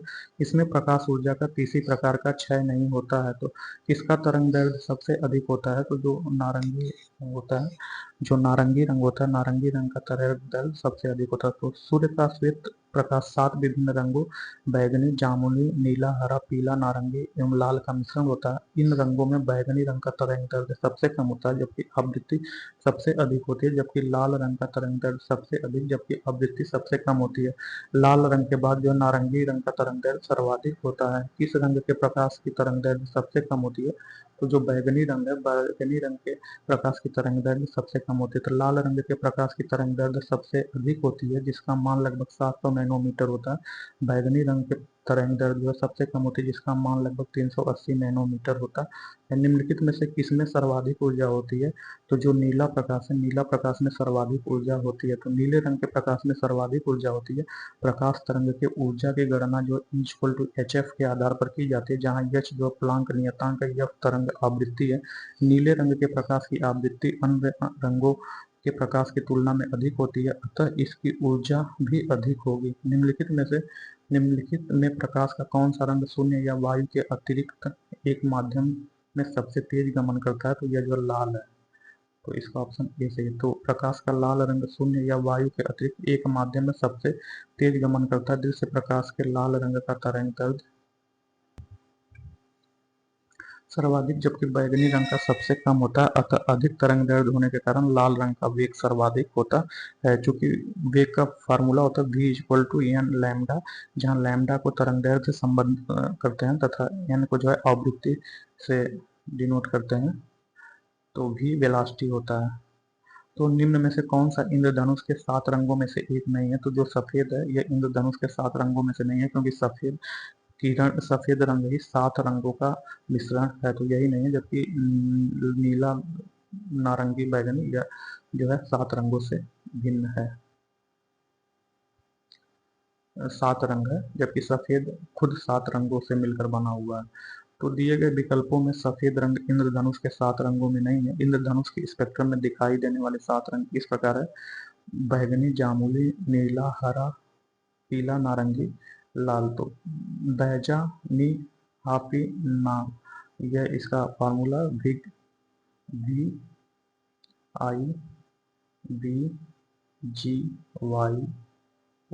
विबग्योर। तो विबग्योर इसका फार्मूला है। जो विबग्योर इसका फार्मूला, इससे V से जो है वायलेट, I से इंडिगो, B से ब्लू, G से ग्रीन, Y से येलो, O से ऑरेंज तथा R से रेड होता है। तो ध्वनि यहाँ देखना है। तो ध्वनि का क्वेश्चन नंबर फर्स्ट है, निम्नलिखित में से कौन सा पदार्थ ध्वनिक पदार्थ है? तो जो लोहा है यह ध्वनिक पदार्थ है, इसका ऑप्शन डी सही है। तो जो ध्वनिक का अर्थ है, जब धातुओं को पीटा जाता है तो उसमें से बजने की आवाज आती है। धातुओं के यह गुण इस कारण है कि उनकी जो विद्युत ऋणात्मकता बहुत कम होती है, इलेक्ट्रॉन बंधन कम होता है। जब धातुओं को पीटा जाता है तो इलेक्ट्रॉन आसानी से चलायमान हो जाते हैं और गतिज ऊर्जा पैदा होती है, जो ध्वनि पैदा करने में खर्च करती है। तो जैसे दोस्तों हम किसी धातु को पीटते हैं तो उसमें जो इलेक्ट्रॉन होते हैं वे मोशन में आ जाते हैं, ठीक है। उनके मोशन से जो है एक गतिज ऊर्जा उत्पन्न होती है, उन्हीं गतिज ऊर्जा से ध्वनि ऊर्जा उत्पन्न होती है, अर्थात हमें बाजा बजने की आवाज आती है। निम्नलिखित में से किस उद्देश्य के लिए पराश्रव्य तरंगों अल्ट्रासाउंड वेव्स का प्रयोग नहीं किया जाता है? तो जो आकाशीय क्षेत्र में वायुयान का पता लगाना है, इसके लिए जो रडार का प्रयोग किया जाता है। जबकि चमगादड़ द्वारा अपने शिकार का पता लगाना, जलपोत द्वारा समुद्र के तह की गहराई का ज्ञात करना, जबकि मानव शरीर के आंतरिक अंगों के दोष का निदान करना, इन सब के लिए जो है पराश्रव्य तरंगों अल्ट्रा साउंड वेव्स का प्रयोग किया जाता है। तो जो अल्ट्रासाउंड वेव्स यानी पराश्रव्य तरंगों का प्रयोग चमगादड़ द्वारा शिकार का पता लगाने, जलपोत द्वारा सागर तल की गहराई ज्ञात करने, मानव शरीर के आंतरिक अंगों में दोषों का निदान करने में किया जाता है। जबकि आकाशीय वायुयान का पता लगाने के लिए जो रडार का प्रयोग किया जाता है, जो रेडियो तरंगों का उपयोग करता है। नेक्स्ट क्वेश्चन, निम्नलिखित में से किस आवृत्ति की ध्वनि मनुष्य द्वारा श्रव्य है? तो जो 100 आवृत्ति है, यह जो मनुष्य के द्वारा श्रव्य है। तो मनुष्यों में ध्वनि की श्रव्यता का परिसर लगभग, ऐसा ध्वनि जो मनुष्य सुन सकता है वह 20 हर्ट्ज से अधिक तथा 20,000 हर्ट्ज से कम होना चाहिए। अपश्रव्य ध्वनि तरंगों की आवृत्ति जो है 20 हर्ट्ज से कम तथा पराश्रव्य ध्वनि तरंगों की आवृत्ति 20 हर्ट्ज से अधिक होती है। अपश्रव्य तथा पराश्रव्य ध्वनि मनुष्य के श्रवण क्षमता से परे होती है। तो ध्वनि निम्नलिखित में से किस माध्यम से यात्रा नहीं कर सकती है? तो जो ध्वनि है या जो निर्वात से यात्रा नहीं कर सकती, इसका ऑप्शन डी सही है। तो ध्वनि ऊर्जा का वह रूप है जो श्रवण की संवेदना पैदा करती है, यह तरंगों के रूप में गमन करती है। ध्वनि जिस पदार्थ से होकर गुजरती है उसे माध्यम कहते हैं। ध्वनि के संचरण के लिए माध्यम की आवश्यकता होती है। ध्वनि की गति ठोसों में सर्वाधिक होती है, यह निर्वात में गमन नहीं कर सकती। अलग अलग माध्यमों में ध्वनि का चाल अलग अलग होता है। कुछ माध्यमों में ध्वनि का चाल जो 25 डिग्री सेल्सियस पर निम्नतम होता है। तो जो वायु है, वायु में ध्वनि का चाल जो 346 मीटर प्रति सेकंड होता है। जल, आसुत जल में जो है 1498 मीटर पर सेकंड होता है। लोहा लोहा में जो 5950 मीटर पर सेकंड होता है तथा कांच फ्लिंट में जो 3980 मीटर पर सेकंड होता है। ध्यातव्य कि 0 डिग्री सेल्सियस वायु में ध्वनि का चाल जो 331 मीटर पर सेकंड होती है। तो ध्वनि का किस माध्यम में गमन नहीं हो सकता, तो जो ध्वनि है उसका जो है इस्पात में गमन, जो ध्वनि है उसका निर्वात में गमन नहीं हो सकता, क्योंकि ध्वनि के गमन के लिए जो माध्यम की आवश्यकता होती है। ध्वनि तरंग की कौन सी विशेषता इसके तारत्व को तय करती है, तो ध्वनि तरंग की जो आवृत्ति है इसके तारत्व को तय करती है। इसका ऑप्शन सी सही है। तो जो ध्वनि तरंगे यांत्रिक तरंगे कहलाती है, क्योंकि उनके संचरण के लिए जो है द्रव्यात्मक माध्यम ठोस, द्रव या गैस की आवश्यकता होती है। ध्वनि तरंगों का विश्लेषण उसके आयाम तथा आवृत्ति के आधार पर किया जा सकता है। ध्वनि की तीव्रता उसके आयाम पर, जबकि तारत्व उसकी आवृत्ति पर निर्भर करता है। किसी संगीत यंत्र की ध्वनि तीव्रता मापी जाती है, तो किसी संगीत यंत्र की जो ध्वनि तीव्रता या डेसिबल में मापी जाती है। इसका ऑप्शन डी सही है। तो कृषि कार्य में लगे ट्रैक्टर की आवाज किस स्तर से अधिक नहीं होनी चाहिए, तो जो कृषि में लगा ट्रैक्टर की आवाज है यह जो 90 डेसिबल से अधिक नहीं होना चाहिए। तो कृषि कार्य में लगे ट्रैक्टर की आवाज 90 डेसिबल से अधिक नहीं होना चाहिए, जबकि सामान्यतः यह जो 90 से 100 डेसिबल के बीच में होता है। तो दीवार से एक प्रतिध्वनि सुनने के लिए न्यूनतम दूरी कितनी होनी चाहिए, तो दीवार से एक प्रतिध्वनि सुनने के लिए न्यूनतम दूरी 17.2 मीटर होनी चाहिए। इसका ऑप्शन बी सही है। तो कोई जब कोई ध्वनि होती है तो उसकी संवेदना हमारे दिमाग में जो है 1/10 सेकंड तक बनी रहती है। मनुष्य का कान केवल उन्हीं दो ध्वनियों के बीच विभेद कर सकता है जो उसे न्यूनतम 1/10 सेकंड के समय अंतराल पर सुनाई दे। अतः प्रतिध्वनि सुनाई देने के लिए यह आवश्यक है कि किसी स्रोत से उत्पन्न ध्वनि आगे जाकर किसी वस्तु से टकराकर कम से कम 1/10 सेकंड में स्रोत के पास वापस लौटे। जैसे आप जो है रूम में या कुएं में बोलते हैं तो आपकी ध्वनि सुनाई देती है, क्योंकि वह ध्वनि जो है 1/10 सेकंड के बीच जो है वह आपके कान तक वापस आ जाती है। तो 22 डिग्री सेंटीग्रेड तापमान पर वायु में ध्वनि का वेग जो 344 मीटर पर सेकंड होता है। 1/10 सेकंड में ध्वनि द्वारा चली गई न्यूनतम दूरी होती है तो 34.4 मीटर। अतः प्रतिध्वनि सुनने के लिए परावर्तक सतह से जो है ध्वनि की स्रोत की न्यूनतम दूरी जो है 14.2 मीटर, लगभग 17 मीटर होता है। नेक्स्ट क्वेश्चन, प्रतिध्वनि सुनने के लिए स्रोत तथा परावर्तन सतह के बीच की न्यूनतम दूरी कितनी होनी चाहिए, तो ये जो 17 मीटर होनी चाहिए। इसका ऑप्शन बी सही है। तो वायु के स्रोत और परावर्तक के बीच न्यूनतम दूरी कितनी होनी चाहिए ताकि प्रतिध्वनि को सुना जा सके, यह जो 17.2 मीटर होनी चाहिए। इसका ऑप्शन डी सही है। तो एक ध्वनि तरंग का वेग 700 मीटर पर सेकेंड है और तरंग दैर्ध्य जो है 35 सेंटीमीटर है। तो ध्वनि तरंग की आवृत्ति ज्ञात करना है, तो जो ध्वनि तरंग की आवृत्ति है वह जो आवृत्ति है, चूंकि दोस्तों फार्मूला होता है v equal to N lambda. जो v है वह जो ध्वनि की वेलोसिटी है तथा एन जो उसकी आवृत्ति है एवं जो लैम्डा जो है उसका तरंग दैर्ध्य। तो यहाँ जो वेलोसिटी 700 मीटर पर सेकंड दिया गया तथा जो तरंग दैर्ध्य वो जो 35 सेंटीमीटर दिया गया। तो इस सेंटीमीटर को मीटर में परिवर्तित करेंगे तो एक मीटर में 100 सेंटीमीटर होता है, तो 1 सेंटीमीटर में 35/100 मीटर होगा। तो अब मात्रक सेम होने के बाद जो है v equal to N lambda, तो इसमें हमें आवृत्ति चाहिए, तो जो लैम्डा इधर आएगा तो यह डिवाइड हो जाएगा, तो N equal to v upon lambda हो जाएगा। तो यहाँ जो है v का मान रखेंगे तथा जो 35/100 है इसमें डिवाइड होने पर 100 ऊपर आ जाएगा, तो जो 2000 हर्ज हो जाएगा। तो नेक्स्ट चैप्टर जो है चालकता है, इसमें चालकता से संबंधित क्वेश्चन देखेंगे। तो फर्स्ट क्वेश्चन पूछ रहा है कि निम्नलिखित में कौन सा पदार्थ बिजली का कुचालक है परंतु ताप का सुचालक है। तो पूछ रहा है कि ऐसा कौन सा पदार्थ है जो बिजली का कुचालक है बट ताप का सुचालक है। तो जो अभ्रक है यह बिजली का कुचालक है जबकि ताप का सुचालक है। इसका ऑप्शन डी सही है। तो अभ्रक एक महत्वपूर्ण गैर धात्विक खनिज है, मतलब यह धातु नहीं है, यह अधातु है। तो जो अभ्रक है यह अधातु, यह बिजली का कुचालक है परंतु ताप का सुचालक है। अभ्रक का उपयोग मुख्यतः विद्युत उद्योगों में किया जाता है क्योंकि इसमें विद्युत रोधन क्षमता अधिक होती है। नेक्स्ट क्वेश्चन, कौन सी धातु ताप का अच्छा सुचालक है परंतु बिजली का बुरा। तो जो अभ्रक है यह ताप का जो सुचालक है परंतु बिजली का कुचालक है। इसका ऑप्शन बी सही है। अभ्रक एक अधातु है। तो इनमें से कौन सा विद्युत का सर्वोत्तम चालक है, तो जो समुद्री जल है यह विद्युत का जो विद्युत का सर्वोत्तम चालक है। तो समुद्री जल में विभिन्न प्रकार के लवण घुले रहते हैं जो कि विद्युत प्रवाहित करने पर धनायन और ऋणायन में टूटकर विद्युत प्रवाह में मददगार होते हैं। अतः समुद्री जल उपयुक्त सभी जलों में विद्युत का सर्वोत्तम चालक है। आश्रित जल में अशुद्धियां एवं घुलनशील लवण नहीं होते, अतः ये सबसे बुरे विद्युत के कुचालक हैं। तो जो आश्रित जल है यह जो है सबसे अच्छा कुचालक है तथा सबसे बुरा विद्युत चालक है क्योंकि इसमें अशुद्धियां एवं घुलनशील लवण नहीं होते हैं। तो कार्बन का वह अपरूप जो विद्युत या ऊष्मा का सुचालक होता है तथा उत्तम लुब्रिकेंट होता है वह जो ग्रेफाइट होता है। तो इसका ऑप्शन बी सही है। तो हीरा और ग्रेफाइट कार्बन के अपरूप है। ग्रेफाइट विद्युत या ऊष्मा का सुचालक या उत्तम लुब्रिकेंट स्नेहक होता है। ग्रेफाइट का उपयोग शुष्क सेलों में विद्युत अपघटन क्रिया में इलेक्ट्रोडों के रूप में किया जाता है। नाभिकीय भौतिकी, तो नाभिकीय भौतिकी से संबंधित क्वेश्चन हम पूछ रहे हैं। तो इसका जो क्वेश्चन नंबर फर्स्ट है, एक नाभिक में प्रोटॉन और न्यूट्रॉन को बांधने वाले बल को क्या कहते हैं? तो उसे जो प्रबल नाभिकीय बल कहते हैं। इसका ऑप्शन डी सही है। तो परमाणु के नाभिक में स्थित प्रोटॉनों और न्यूट्रॉनों को बांधने वाले बल को जो प्रबल नाभिकीय बल कहते हैं। प्रबल नाभिकीय बल सभी मूल बलों में प्रबल होता है। तो जो प्रबल नाभिकीय बल होता है यह सभी मूल बलों में प्रबल होता है।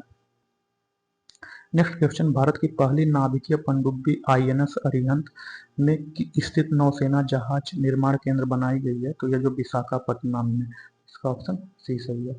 तो आईएनएस अरिहंत भारत की पहली स्वदेश निर्मित नाभिकीय पनडुब्बी है।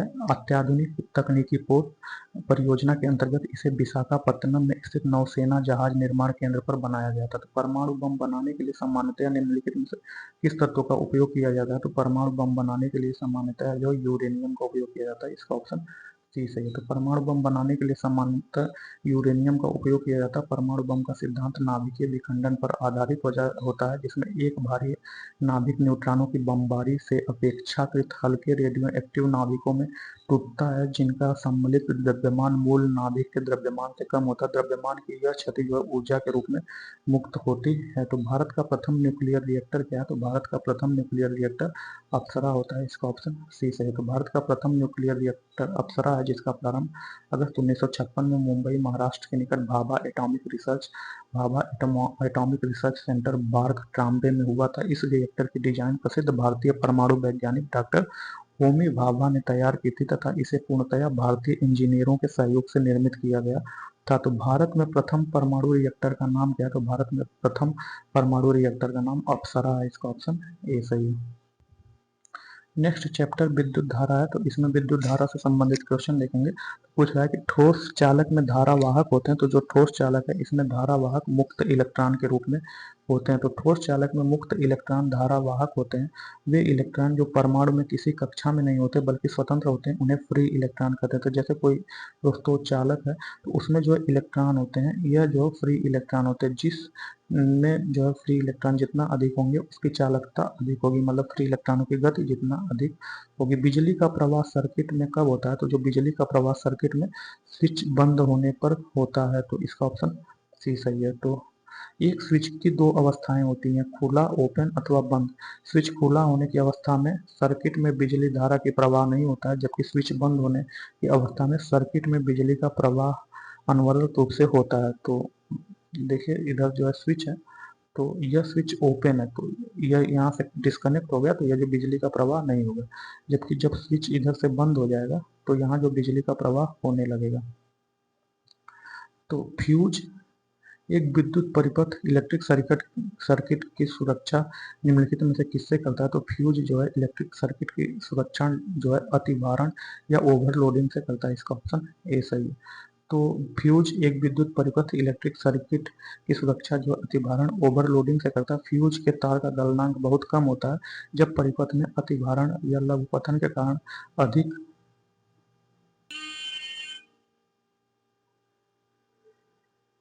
अधिक धारा प्रवाहित हो जाती है, तब फ्यूज का तार गर्म होकर पिघल जाता है, धारा प्रवाहित होना बंद हो जाती है, जिसके कारण परिपथ से जुड़े उपकरण खराब होने से बच जाते हैं। तो नेक्स्ट क्वेश्चन, परिणामित इसे ट्रांसफार्मर कहते हैं। ट्रांसफार्मर किस सिद्धांत पर कार्य करता है? तो जो ट्रांसफार्मर है यह पारस्परिक प्रेरण या म्यूचुअल इंडक्शन तथा विद्युत चुंबकीय प्रेरण इलेक्ट्रॉनिक इंडक्शन के सिद्धांत पर कार्य करता है। ट्रांसफार्मर का मुख्य उपयोग जो है बिना आवृत्ति परिवर्तन के लिए शक्ति हस्तांतरण में किया जाता है। तो नेक्स्ट क्वेश्चन, एक निष्क्रिय टर्मिनल का विद्युत घटक है जो सर्किट परिपथ तत्व के रूप में विद्युत प्रतिरोध लागू करता है या जो प्रतिरोधक है।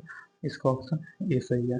तो प्रतिरोधक रजिस्टर एक निष्क्रिय टर्मिनल विद्युत घटक है जो परिपथ के तत्व के रूप में विद्युत प्रतिरोध लागू करता है। इसका उपयोग विद्युत धारा के प्रवाह को प्रतिबाधित करने, संकेतकों के स्तर को समायोजित करने में किया जाता है। एक साधारण उपकरण जिसका उपयोग इलेक्ट्रिक सर्किट को वियोजित करने या इसे पूरा करने के लिए किया जाता है उसे स्विच कहते हैं। तो इसका ऑप्शन डी सही है। स्विच अथवा कुंजी का उपयोग किसी विद्युत परिपथ को वियोजित करने अथवा संयोजित करने के लिए किया जाता है।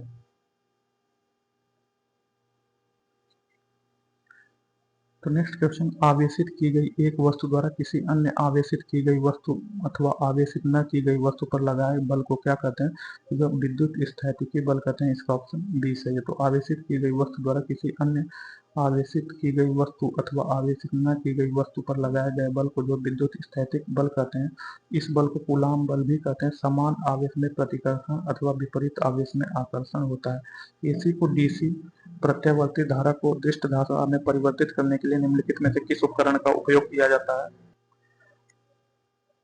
तो क्वेश्चन पूछ रहा है कि एसी को डीसी प्रत्यावर्ती धारा को दृष्ट धारा में परिवर्तित करने के लिए निम्नलिखित में से किस उपकरण का प्रयोग किया जाता है? तो जो है रेक्टिफायर्स का प्रयोग किया जाता है। इसका ऑप्शन डी सही है। तो रेक्टिफायर दृष्टकारी एक वैद्युत युक्ति है जो प्रत्यावर्ती धारा को पेल्सटिंग दृष्ट धारा में परिवर्तित करती है। ट्रांसफार्मर का उपयोग जब प्रत्यावर्ती धारा विभव को उच्चाई या अपचाई करने के लिए करते हैं। तो प्रत्यावर्ती धारा एसी को एक दिश धारा डीसी में किसके प्रयोग के जरिए परिवर्तित किया जा सकता है? तो दोस्तों प्रत्यावर्ती धारा जो है वह जो है ऐसे ऐसे चक्रण में होती है, जबकि जो डीसी है वह जो एक दिशा में एक डायरेक्शन में होती है। तो प्रत्यावर्ती धारा जो एसी होती है अल्टरनेटिव करंट तथा डीसी जो डायरेक्ट करंट होती है में किसके प्रयोग के जरिए परिवर्तित किया जा सकता है? तो यह जो है रेक्टिफायर के जरिए जो है परिवर्तित किया जाता है एसी को डीसी में। तो निम्नलिखित में से निम्नलिखित किसके प्रवाह के कारण इलेक्ट्रोलाइट के द्वारा इलेक्ट्रिक करंट पास करती है? यह जो धनात्मक एवं ऋणात्मक आयन के कारण। तो इसका ऑप्शन बी सही है। तो धनात्मक एवं ऋणात्मक आयनों के प्रवाह के कारण एक इलेक्ट्रोलाइट द्वारा इलेक्ट्रिक करंट पास करती है। धनात्मक आयनों का प्रवाह धारा की दिशा में तथा ऋणात्मक आयनों का प्रवाह जो है धारा की विपरीत दिशा में होता है। नेक्स्ट क्वेश्चन पूछा कि फ्लोरेसेंट ट्यूब और सीएफएल में निम्नलिखित में से किस धातु का वाष्प होता है जो प्रकृति में विषैला होता है? तो यह पारा का होता है। तो फ्लोरेसेंट ट्यूब और सीएफएल में जो पारा धातु का वाष्प होता है जो प्रकृति में विषैला होता है। चालक के माध्यम से प्रवाहित धारा होती है। तो जो चालक के माध्यम से धारा प्रवाहित होती है वह जो विभवांतर के प्रत्यक्ष अनुपातिक होता है। इसका ऑप्शन ए सही है। तो किसी चालक के माध्यम से प्रवाहित धारा चालक के सिरों पर लगे विभवांतर के प्रत्यक्षता अनुपातिक होता है जब ताप स्थिर हो। इस प्रकार से समझा जा सकता है। तो V equal to I R. तो जो V होता है यह चालक में जो धारा होता है करंट होता है उसके अनुपात समानुपातिक होता है तथा इसका जो R है वह नियतांक है। तो R जो है रेजिस्टेंस है या प्रतिरोध है। तो किसी चालक का प्रतिरोध निम्नलिखित में से किस कारक पर निर्भर करता है? तो जो किसी चालक का प्रतिरोध है चालक की आर्द्रता पर निर्भर करता है। इसका ऑप्शन डी सही है। तो किसी चालक का प्रतिरोध उसकी आर्द्रता पर निर्भर किसी चालक का जो प्रतिरोध है उस पूछ रहा है किस पर निर्भर नहीं करता है। हाँ, किस पर निर्भर नहीं करता तो वह जो चालक की आर्द्रता पर निर्भर नहीं करता, जबकि चालक के पदार्थ लंबाई तथा इसके क्रॉस सेक्शन अनुप्रस्थ काट के क्षेत्रफल के विपरीत पर निर्भर करता है। तो किसी चालक का प्रतिरोध उसकी आर्द्रता पर निर्भर नहीं करता है, जबकि चालक का प्रतिरोध उसकी लंबाई मोटाई एवं पदार्थ पर निर्भर करता है। तो यदि टी समय में किसी चालक के किसी भी अनुप्रस्थ काट में शुद्ध आवेश नेट चार्ज क्यू प्रवाहित होता है तो अनुप्रस्थ काट के माध्यम से प्रवाहित धारा होती है वो जो I equal to Q upon T होती है। इसका ऑप्शन सी सही है। यदि टी समय में किसी चालक के अनुप्रस्थ काट में शुद्ध आवेश क्यू प्रवाहित होता है तो अनुप्रस्थ काट के माध्यम से प्रवाहित धारा I equal to Q upon T होगी।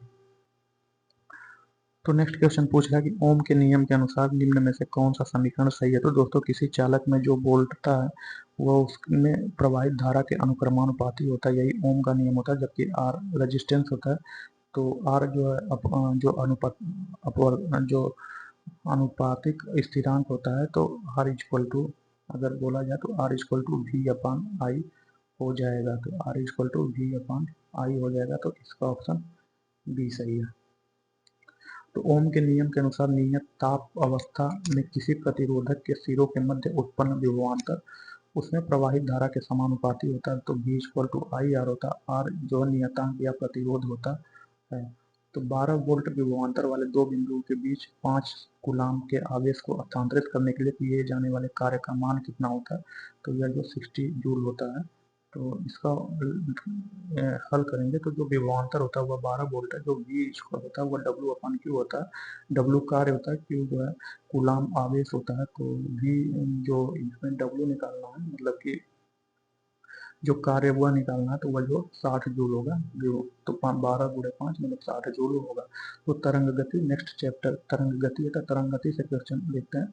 तो रेडियो तरंग का वेग कितना होता है, तो रेडियो तरंग का वेग 3 गुणे 10 के घात 8 मीटर पर सेकेंड होता है, यह प्रकाश की तरंग के बराबर होता है। तो रेडियो तरंग का वेग प्रकाश के चाल के बराबर होता है, अर्थात 3 गुणे 10 के घात 8 मीटर पर सेकेंड होता है।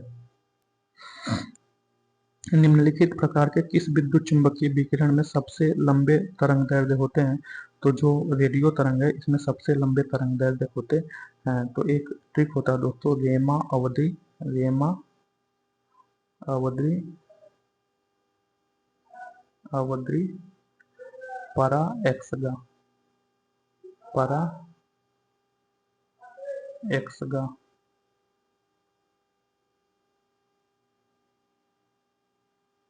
एक्सगा तो इसमें रेमा से जो तरंगदैर्ध्य है वो सबसे ज्यादा जो रेडियो तरंग का होता है, फिर माइक्रोवेव का होता है, फिर वरक्त का होता है, फिर दृश्य का होता है, फिर पराबैंगनी का होता है, फिर एक्स का होता है, फिर गामा का होता है। अतः गामा का जो तरंगदैर्ध्य है वह सबसे कम होता है, जबकि आवृत्ति सबसे अधिक होता है। तो तारों का रंग निम्नलिखित में से किस पर निर्भर करता है, तो जो तारों का रंग है वह उसके तापमान पर निर्भर करता है, इसका ऑप्शन डी सही है। तो एफएम प्रसारण बैंड किसके बीच होता है, तो एफएम प्रसारण बैंड वीएचएफ रेंज के बीच होता है। तो एफएम प्रसारण band very high frequency range के बीच होता है। एफएम प्रसारण सेवा में प्रयुक्त होने वाली आवृत्ति बैंड का प्रारंभ जो है 88 से 108 मेगाहर्ट्ज के मध्य होता है। एफएम बैंड के लिए यह परास मानक रूप में प्रयोग किया जाता है। एफएम हाई फ्रीक्वेंसी का परास जो 3 से 30 मेगाहर्ट्ज के बीच होता है। वीएचएफ वेरी हाई फ्रीक्वेंसी का परास जो 30 से 300 मेगाहर्ट्ज के बीच होता है। यूएचएफ अल्ट्रा हाई फ्रीक्वेंसी का परास जो 300 से 3000 मेगाहर्ट्ज के बीच होता है। एफएम का प्रसारण 88 से 108 मेगाहर्ट्ज के बीच होता है, इसलिए वीएचएफ रेंज में आता है। समान अवस्था में कंपयमान माध्यम के किन्हीं दो सबसे निकटतम कणों के बीच की दूरी क्या होती है, तो किन्हीं दो निकटतम कणों के बीच की दूरी जो है तरंगदैर्ध्य होती है, इसका ऑप्शन ए सही है। तो किसी माध्यम के किसी कण के एक पूरा कंपन किए जाने पर तरंग जितनी दूरियां तय करती है उसे तरंगदैर्ध्य कहते हैं। अनुप्रस्थ तरंगों में दो पास पास के श्रृंगों अथवा गर्तों के बीच की दूरी को अनुदैर्ध्य, तरंगों में दो क्रमागत संपीड़न तथा विलयन के बीच की दूरी को तरंगदैर्ध्य कहते हैं। तो दोस्तों जो तरंग होता है यह जो है दो प्रकार का होता है, एक अनुप्रस्थ तरंग होता है तथा एक अनुदैर्ध्य तरंग होता है। तो जो अनुप्रस्थ तरंग होता है उसका जो कण होते हैं जब लंबवत कंपन करते हैं, तथा जो अनुदैर्ध्य तरंग होता है उसके जो कण जो होते हैं वे समानांतर कंपन करते हैं। तो जैसे समानांतर कंपन करते हैं इसे जो है अनुदैर्ध्य तरंग कहते हैं, तथा इसे जो है अनुप्रस्थ तरंग कहते हैं। तो इसे अनुप्रस्थ तरंग कहते हैं। तो यहाँ जो ए वाला है इसे श्रृंग कहते हैं तथा इसे गर्त कहते हैं। तो एक श्रृंग एवं गर्त के बीच, एक श्रृंग और एक श्रृंग के बीच जो होता है वह तरंगदैर्ध्य होता है। नेक्स्ट चैप्टर गुरुत्व के अधीन गति। तो स्थिर गति से दौड़ रही एक रेलगाड़ी में बैठा यात्री लंबवत ऊपर की दिशा में गेंद फेंकता है, तो वह गेंद कहाँ गिरेगा, तो वह गेंद जो है यात्री के पीछे गिरेगा, इसका ऑप्शन सी सही है। सॉरी, यात्री के हाथों में गिरेगा, यात्री के हाथों में गिरेगा, क्योंकि मान लीजिए कोई ट्रेन है वह जा रही है, उसमें कोई व्यक्ति बैठा हुआ है, वह गेंद फेंक रहा है, तो वह जो जा रही है उसमें फेंक बैठे हुए व्यक्ति जब जा रहा है तो व्यक्ति मोशन कर रहा है तथा व्यक्ति के हाथ में जो गेंद है वह भी मोशन कर रहा है। तो जब ऊपर फेंकेगा तो गेंद भी उसके साथ साथ मोशन करेगा अतः उसके हाथ में गिरेगा। तो इसका ऑप्शन ए सही है। तो जब स्थिर गति से दौड़ रही रेलगाड़ी में बैठा यात्री गेंद को ऊपर की दिशा में फेंकता है तो उस गेंद का क्षैतिज वेग उस ट्रेन की गति के बराबर होगा, जिसके कारण गेंद वापस यात्री के हाथ में गिरेगी। तो एक गतिशील बस में अचानक ब्रेक लगाने से सवारी आगे की ओर झुक जाती है, यह किस नियम का पालन करता है, तो यह जो न्यूटन के प्रथम नियम का पालन करता है, इसका ऑप्शन ये सही है। तो यदि कोई वस्तु विराम अवस्था में है तो वह विराम अवस्था में ही रहेगी, अर्थात बाह्य बल लगाकर ही वस्तु के वर्तमान अवस्था में परिवर्तन किया जा सकता है। इसे न्यूटन का प्रथम नियम या गैलीलियो का नियम कहते हैं। गैलीलियो के नियम को जड़त्व का नियम भी कहते हैं। चलती हुई बस के अचानक रुकने पर उसमें बैठे यात्री आगे की तरफ झुकना जो न्यूटन का प्रथम नियम या जड़त्व का उदाहरण है। यदि एक गेंद भूमि से h मीटर की ऊंचाई के से मुक्त रूप से गिरती है तो ठीक जमीन में लगने से पहले उसका वेग क्या होगा, तो वह जो होता है, तो जो गति का तृतीय नियम है, गति के तृतीय नियम का जो फार्मूला है वो पृथ्वी के केंद्र की ओर आ रही गति का जो है v स्क्वायर बराबर u square equal two plus 2gh। तो इसमें v जो है गति की बाद वाली गति है, जबकि u जो प्रारंभिक वेग है। तो परंतु यहाँ गेंद मुक्त रूप से गिर रही, तो u प्रारंभिक वेग है, तो v square equal to 0 plus 2gh है। नेक्स्ट क्वेश्चन, ढालू सड़क पर पत्थर लुढ़काना ऊपर की ओर उठाने से अधिक आसान होता है, क्योंकि पत्थर को लुढ़काने में किया गया कार्य इसे उठाने की अपेक्षा कम होता है। तो इसका ऑप्शन सी सही है। तो ढालू सड़क पर पत्थर लुढ़काना ऊपर की ओर उठाने से अधिक आसान होता है, क्योंकि पत्थर को लुढ़काने में बल कम लगेगा, जबकि इसे उठाने में अधिक बल लगेगा। तो कार्य इक्वल टू बल गुणे दूरी होता है, अतः पत्थर को लुढ़काने में किया गया कार्य इसे उठाने की अपेक्षा कम होगा। नेक्स्ट क्वेश्चन, ऊष्मा एवं ऊष्मागतिकी। तो जल चक्र में बादलों का गठन निम्नलिखित में से किस प्रक्रिया द्वारा होता है? तो जल चक्र में बादलों का जो गठन है यह संघनन प्रक्रिया द्वारा तो होता है। इसका ऑप्शन बी सही है। तो बादल पानी की छोटी बूंदों या बर्फ के छोटे रवों की संगति होता है, जो कि पर्याप्त ऊंचाई पर स्वतंत्र हवा में जलवाष्प के संघनन के कारण बनते हैं। तो नेक्स्ट जो क्वेश्चन है, सबसे कम तापमान जिस पर कोई पदार्थ आगे पकड़ता है उसे क्या कहा जाता है? तो उसे जो प्रज्वलन तापमान बोला जाता है। तो सबसे कम तापमान जिस पर कोई पदार्थ आगे पकड़ता है उसे जो प्रज्वलन तापमान बोला जाता है। इसका ऑप्शन बी सही है। किसी पदार्थ का वह निम्नतम ताप जिस पर वह जलने से आग पकड़ने लगता है उसे प्रज्वलन ताप कहलाता है। तो फ़ारेनहाइट स्केल में पानी का क्वथनांक कितना होता है? जो जो फ़ारेनहाइट स्केल है उसमें पानी का क्वथनांक 212 डिग्री फ़ारेनहाइट होता है तथा 32 डिग्री फ़ारेनहाइट हिमांक होता है। तो वह तापमान जिस पर सेंटीग्रेड व फ़ारेनहाइट पैमाना समान होता है, तो वह जो -40 डिग्री सेल्सियस होता है। तो -40 डिग्री सेल्सियस एक ऐसा ताप है जो डिग्री सेंटीग्रेड एवं डिग्री फ़ारेनहाइट के समान होता है। डिग्री सेंटीग्रेड और डिग्री फ़ारेनहाइट में संबंध जो है एक फार्मूला होता है, C/5 इक्वल टू F-32/9। तो यहाँ जो F equal to -40 degree Celsius रखने पर जो है फ़ारेनहाइट भी 40 आएगा। तो बर्फ की गुप्त ऊष्मा कितनी होती है? तो जो बर्फ की गुप्त ऊष्मा होती है वह जो 80 कैलोरी प्रति ग्राम होती है। तो अवस्था परिवर्तन के समय स्थिर ताप पर पदार्थ के एकांक द्रव्यमान को दी गई आवश्यक ऊष्मा की मात्रा को गुप्त ऊष्मा कहते हैं। बर्फ की गुप्त ऊष्मा 80 कैलोरी प्रति ग्राम होती है। एक हॉर्स पावर लगभग कितने वाट के बराबर होता है? तो एक हॉर्स पावर लगभग 746 वाट के बराबर होता है। इसका ऑप्शन ये सही है। तो एक हॉर्स पावर लगभग 746 वाट के बराबर होता है। यह शक्ति की इकाई है। तो जो हॉर्स पावर है यह शक्ति की इकाई है। नमक को बर्फ के साथ मिलाने से हिमांक क्या होता है? तो नमक को बर्फ के साथ मिलाने से हिमांक घटता है। इसका ऑप्शन ये सही है। तो बर्फ के साथ नमक मिलाने से हिमांक घटता है, अर्थात बर्फ को पिघलना में लंबा समय लगता है।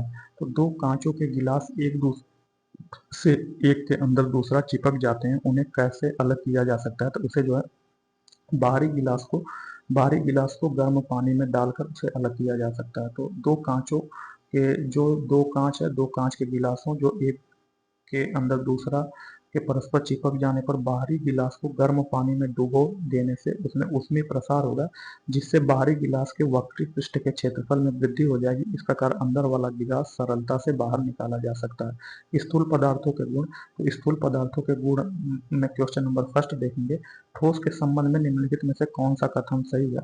तो जो ठोस है यह एक निश्चित आकार एवं निश्चित मात्रा का होता है। इसका ऑप्शन डी सही है। तो ठोस का आकार एवं निश्चित मात्रा का होता है। किसी तापमान पर पानी का घनत्व अधिकतम होता है, तो यह 4 डिग्री सेल्सियस होता है।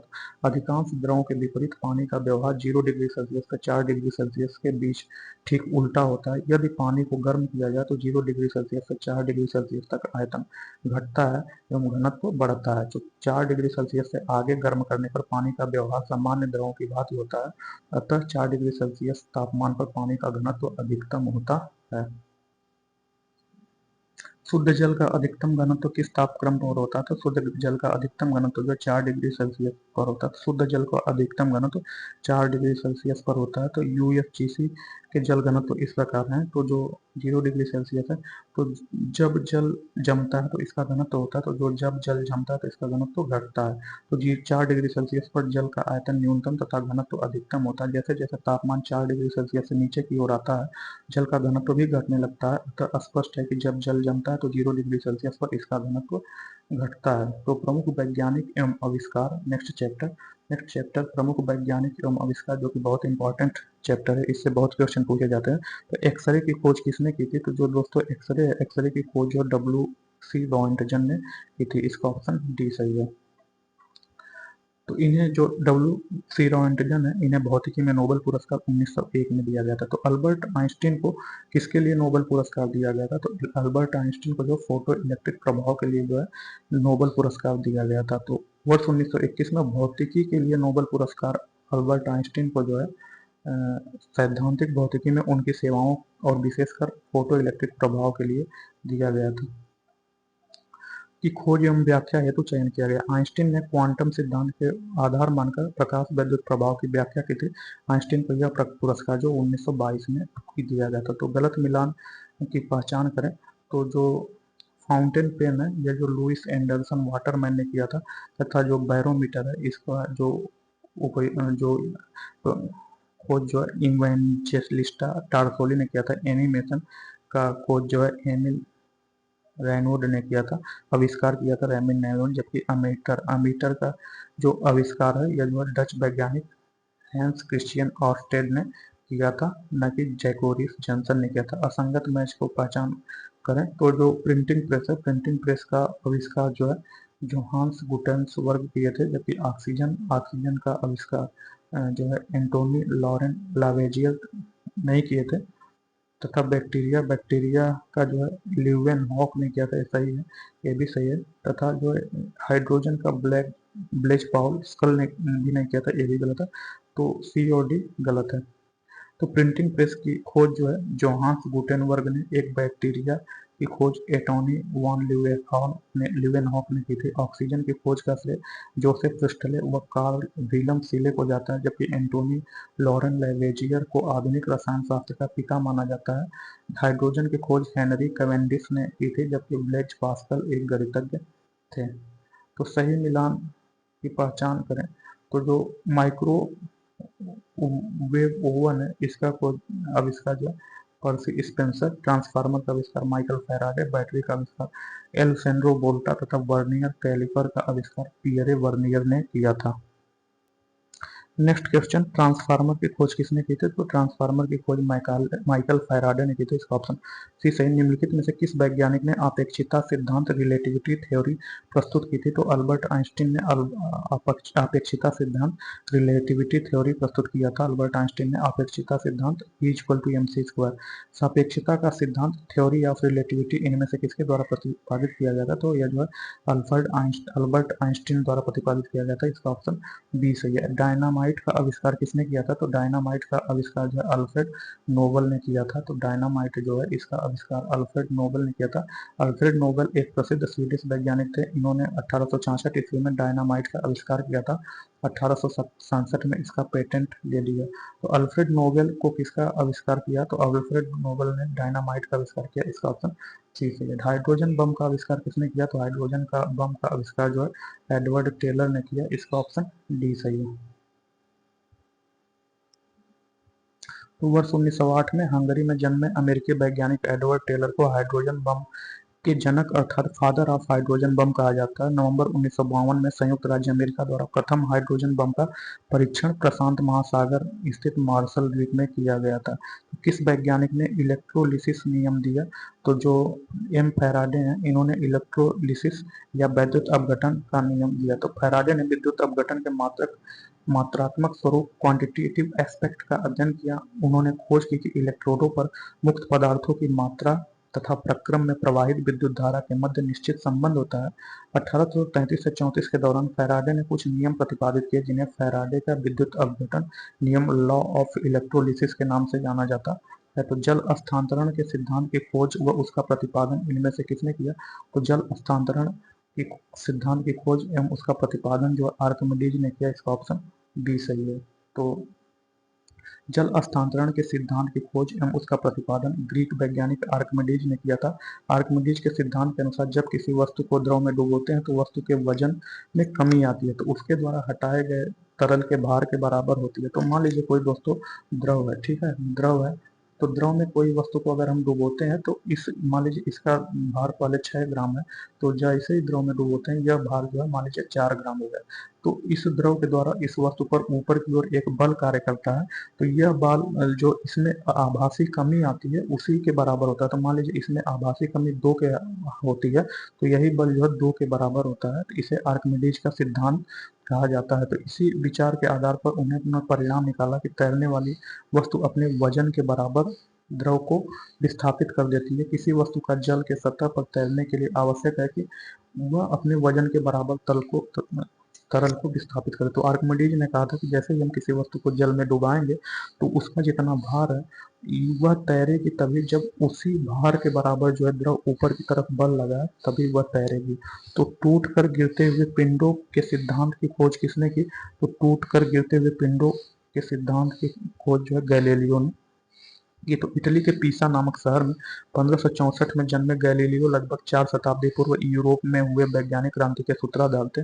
इन्होंने त्वरण की संकल्पना की। पिंडों के आनत समतलों पर गति अथवा मुक्त रूप से गिरते पिंडों की गतियों के प्रयोगों द्वारा उन्होंने अरस्तू की अवधारणा को कि किसी पिंड को गतिमान रखने के लिए किसी बल की आवश्यकता होती है तथा भारी पिंड हल्के पिंडों की तुलना में गुरुत्व बल के प्रभाव में तीव्रतर गति से गिरते हैं का खंडन किया। इस प्रकार उन्होंने जड़त्व के नियम की खोज की जो आइजक न्यूटन का युगांतरिक कार्य का आरंभ बिंदु था।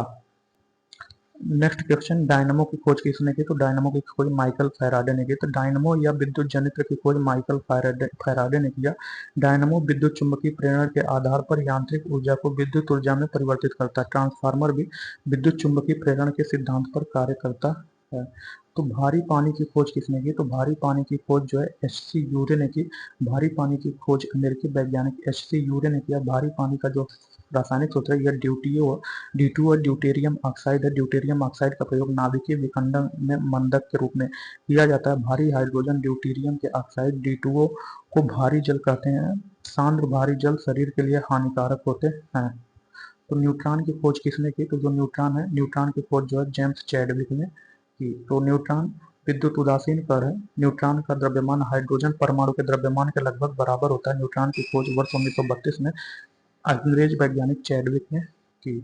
तो नेक्स्ट चैप्टर कंप्यूटर है। तो यहाँ कंप्यूटर से संबंधित जितने भी यूपीएसएससी में क्वेश्चन पूछे गए उससे देखेंगे। तो निम्नलिखित में कौन 5वीं पीढ़ी के कंप्यूटरों की नींव है? तो जो आर्टिफिशियल एआई इंटेलिजेंस है यह 5वीं पीढ़ी के कंप्यूटरों की नींव है।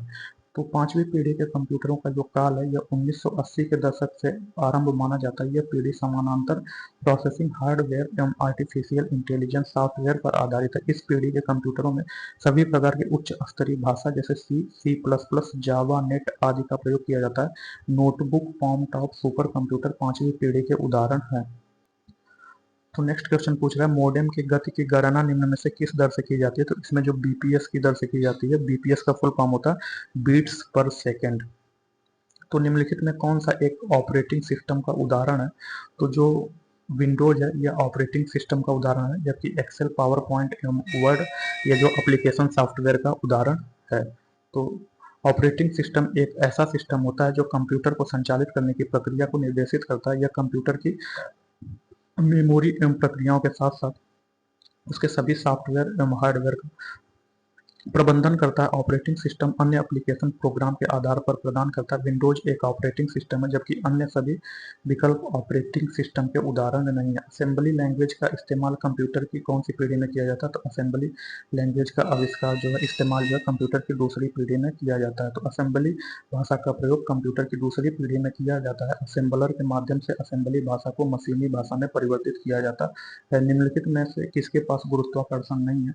तो जो कृत्रिम उपग्रह, कृत्रिम उपग्रह के पास गुरुत्वाकर्षण नहीं होता। कृत्रिम उपग्रह अपकेंद्री बल के सिद्धांत की अनुपस्थिति में पृथ्वी के गुरुत्वाकर्षण को संतुलित करता है।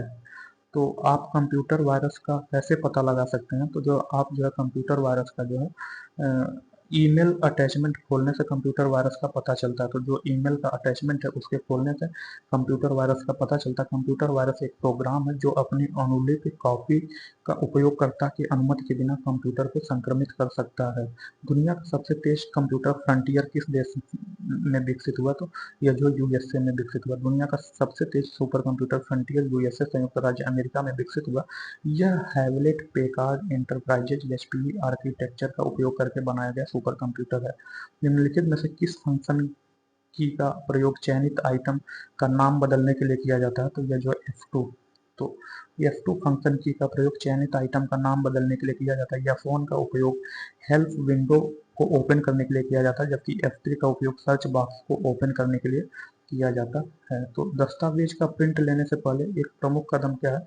तो यह जो है दस्तावेज का प्रिंट लेने से प्रमुख कदम जो है पेपर सेटिंग करना तथा डॉक्यूमेंट का प्रिंट व्यू करना है। तो दस्तावेज डॉक्यूमेंट को प्रिंट करने के लिए पेपर सेटिंग सेव करना तथा डॉक्यूमेंट का प्रिंट व्यू देखना है। तो MS वर्ड में एक कैरेक्टर को आगे ले जाने के लिए किस कीबोर्ड का उपयोग किया जाता है? तो यह जो है राइट एरो का उपयोग किया जाता है। इसका ऑप्शन डी सही है। MS वर्ड में एक कैरेक्टर को आगे ले जाने के लिए राइट एरो का प्रयोग किया जाता है। स्प्रेडशीट में जटिल गणनाओं को सेट करने का एक आसान तरीका क्या है? तो यह जो फंक्शंस। तो स्प्रेडशीट में जटिल गणनाओं को सेट करने का आसान तरीका फंक्शंस है। तो पावर पॉइंट में स्लाइड में हाइपरलिंक डालने की शॉर्ट कुंजी क्या है? तो पावर पॉइंट में स्लाइड में हाइपरलिंक डालने की शॉर्ट कुंजी जो है Ctrl+K है। तो पावर पॉइंट में हाइपरलिंक डालने की शॉर्ट कुंजी जो है Ctrl+K है। हाइपरलिंक की सहायता से किसी प्रेजेंटेशन को अन्य स्लाइड्स, दस्तावेजों और वेब पेजों से जोड़कर गैर रेखीय बनाया जाता है। तो निम्नलिखित में से कौन सा ऑपरेशन के आधार पर कंप्यूटर का एक प्रकार नहीं है? तो जो रिमोट है या ऑपरेशन के आधार पर कंप्यूटर का एक प्रकार नहीं है, तो इसका ऑप्शन सी सही है। जबकि डिजिटल, हाइब्रिड, एनालॉग या कंप्यूटर का एक प्रकार है। तो ऑपरेशन के आधार पर कंप्यूटर को 3 भागों में बांटा गया। पहला डिजिटल, हाइब्रिड, एनालॉग तथा ऑपरेशन के आधार पर रिमोट कंप्यूटर का प्रकार नहीं है। कंप्यूटर एक इलेक्ट्रॉनिक डिवाइस है जो डाटा को ग्रहण कर प्रोसेस कर एक अर्थपूर्ण सूचना प्रदान करती है। Next question, Windows 10 operating system में फाइल एक्सप्लोरर में फाइल या फोल्डर की खोज के लिए निम्नलिखित में कौन से शॉर्ट कुंजी का उपयोग किया जाता है? तो यह जो F3 का उपयोग किया जाता है। Next question, Windows 10 operating system में फाइल एक्सप्लोरर में फाइल या फाइल फोल्डर की खोज के लिए शॉर्ट की F3 का उपयोग किया जाता है। F4 शॉर्टकट की का उपयोग फाइल एक्सप्लोरर में एड्रेस बार लिस्ट को डिस्प्ले करने के लिए किया जाता है। किसे आधुनिक कंप्यूटर का जनक कहते हैं? जो बिल गेट्स, जो चार्ल्स बैबेज हैं, चार्ल्स बैबेज को आधुनिक कंप्यूटर का जनक कहते हैं। तो आधुनिक कंप्यूटर का जनक चार्ल्स बैबेज को माना जाता है। चार्ल्स बैबेज ने एनालिटिकल इंजन का आविष्कार किया जो एक मैकेनिकल कंप्यूटिंग डिवाइस है। हालांकि कुछ स्रोतों ने आधुनिक कंप्यूटर विज्ञान के जनक के रूप में LM ट्यूरिंग को माना। तो जो कुछ लोग हैं जो आधुनिक कंप्यूटर का जनक जो है LM ट्यूरिंग को माना। तो निम्न में से क्या BIOS की भूमिका का वर्णन करता है? तो जो डाटा जो यह प्रोग्राम है जो रोम को निष्पादित होता है जब कंप्यूटर चालू होता है। तो बायोस है, यह बायोस एक प्रोग्राम है जो कंप्यूटर के स्टार्ट होने पर रोम से निष्पादित होता है। यह कंप्यूटर के ऑपरेटिंग सिस्टम OS और hard disk, video adapter, keyboard, mouse और प्रिंटर जैसे संलग्न उपकरणों के मध्य डाटा प्रवाह का प्रबंधन करता है। तो भौतिक विज्ञान विविध, तो इसमें जो मिसलेनियस क्वेश्चन है, तो यह जो उस समय करंट अफेयर्स का क्वेश्चन है DRDO। तो नेक्स्ट,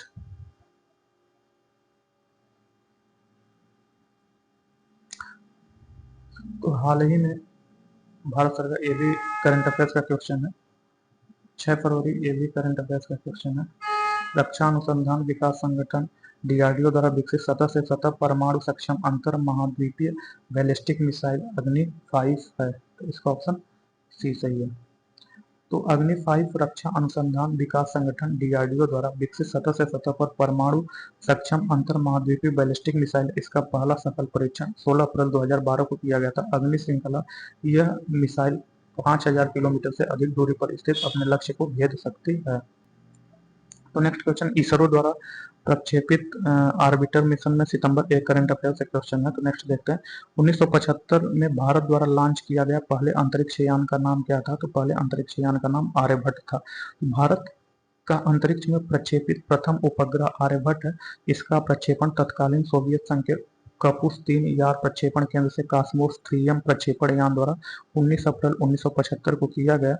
इस उपग्रह का भार 360 किलोग्राम था। इसका प्रमुख उद्देश्य खगोलीय एक्स किरणों, सौर न्यूट्रॉन और गामा किरणों का अध्ययन के लिए किया जाता है। निम्नलिखित में कौन ग्लोबल पोजिशनिंग सिस्टम का एक खंड नहीं है, तो जो स्वतंत्र खंड या ग्लोबल पोजिशनिंग सिस्टम का एक खंड नहीं, तो अंतरिक्ष खंड जहां कृत्रिम उपग्रह पृथ्वी के चारों ओर चक्कर लगाते हैं, तथा नियंत्रण खंड ये स्टेशन पृथ्वी की भूमध्य रेखा पर स्थापित किए गए हैं और आकाश में घूमते उपग्रहों के संचालन पर नियंत्रण रखते हैं। उपयोगकर्ता खंड, इस खंड में जीपीएस रिसीवर उपकरण शामिल होता है जो जीपीएस उपग्रहों से सिग्नल प्राप्त करता है और उपयोगकर्ता की त्रि-आयामी स्थिति और समय की गणना करने के लिए प्रेषित जानकारी का उपयोग करता है। तो निम्नलिखित में किस संस्थान को प्रथम आईआईटी भारतीय प्रौद्योगिकी संस्थान के रूप में स्थापित किया गया?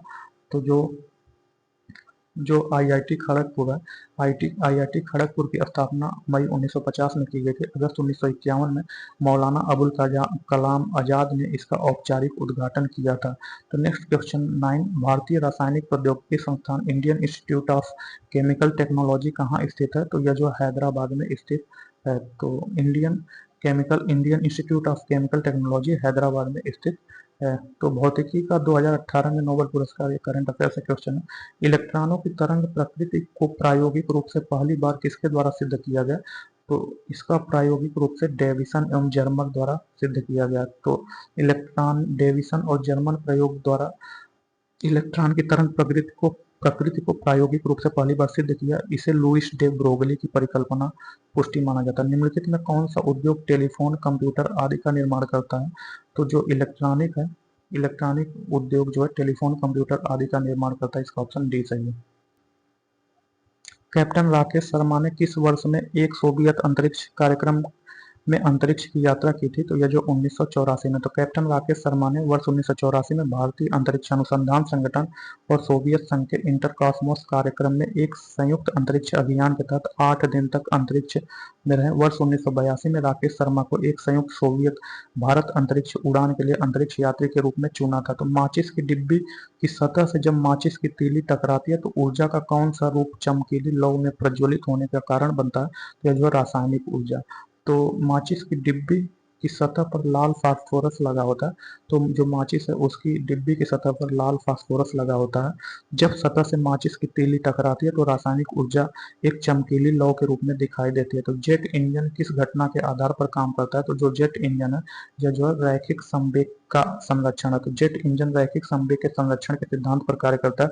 किसी गतिशील पिंड का संवेग उसके द्रव्यमान तथा वेग के गुणनफल के बराबर होता है। रैखिक संवेग संरक्षण नियम के अनुसार किसी विलग निकाय का संपूर्ण रैखिक संवेग नियत रहता है। चंद्रयान फर्स्ट भारत का चंद्रमा पर पहला मिशन है जो कि श्रीहरिकोटा से सफलतापूर्वक लॉन्च किया गया था 22 अक्टूबर 2008 को। इसका ऑप्शन ए सही है। तो चंद्रयान फर्स्ट भारत का प्रथम मानव रहित चंद्र मिशन है।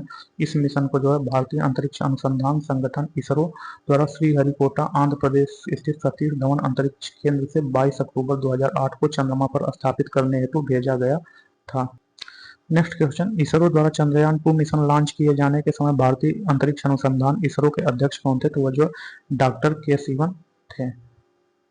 तो नेक्स्ट क्वेश्चन, अंटार्कटिका में भारत का नया देश जिसे 2015 में अधिकृत किया गया, जिसका निर्माण 134 जहाजरानी कंटेनरों से किया गया, तो यह जो भारतीय है। तो भारतीय अंटार्कटिका जो भारतीय है यह अंटार्कटिका में भारत का नया देश है जिसे वर्ष 2015 में अधिकृत किया गया। इसका निर्माण 134 जहाजरानी कंटेनरों से प्रयोग किया जाता है। हालांकि आंशिक रूप से इसे वर्ष 2012 में स्थापित किया गया था। अंटार्कटिका में भारत में कितने अनुसंधान स्टेशन स्थित है? तो अंटार्कटिका में भारत में 3 अनुसंधान केंद्र स्थित है। तो अंटार्कटिका में भारत द्वारा स्थापित कुल 3 अनुसंधान स्टेशन है, जिनके नाम जो है दक्षिण गंगोत्री जिसकी जो 1983 से 84 में स्थापित किया गया, तथा मैत्री दूसरा है जो कि 1988 से 1989 में, जबकि भारती 2012 में। तो इनमें से मैत्री तथा भारती वर्तमान में कार्यरत है, जबकि दक्षिण गंगोत्री बंद हो गया है। यह अनुसंधान राष्ट्रीय ध्रुवी एवं समुद्री अनुसंधान केंद्र की देखरेख में संचालित है, जो कि भारत सरकार के पृथ्वी विज्ञान मंत्रालय का एक भाग है। तो वर्ष 2015 में भारत द्वारा अंटार्कटिका में स्थापित अनुसंधान स्टेशन का नाम क्या है? तो भारतीय अंटार्कटिका में भारत का तीसरा शोध केंद्र है जिसका परिचालन वर्ष 2012 में प्रारंभ हुआ। अंटार्कटिका में भारत का प्रथम अस्थायी स्टेशन दक्षिण गंगोत्री, जबकि द्वितीय स्टेशन मैत्री की स्थापना 1988 से 89 के बीच हुई थी। नेक्स्ट क्वेश्चन, भारत की पराध्वनिक मिसाइल ब्रह्मोस की रेंज की प्रारंभ में मिसाइल प्रौद्योगिकी नियंत्रण व्यवस्था MTR की शर्त के अनुसार 290 किलोमीटर पर कैंप किया गया था। जुलाई 2018 परीक्षण, ये करंट अफेयर्स का क्वेश्चन है।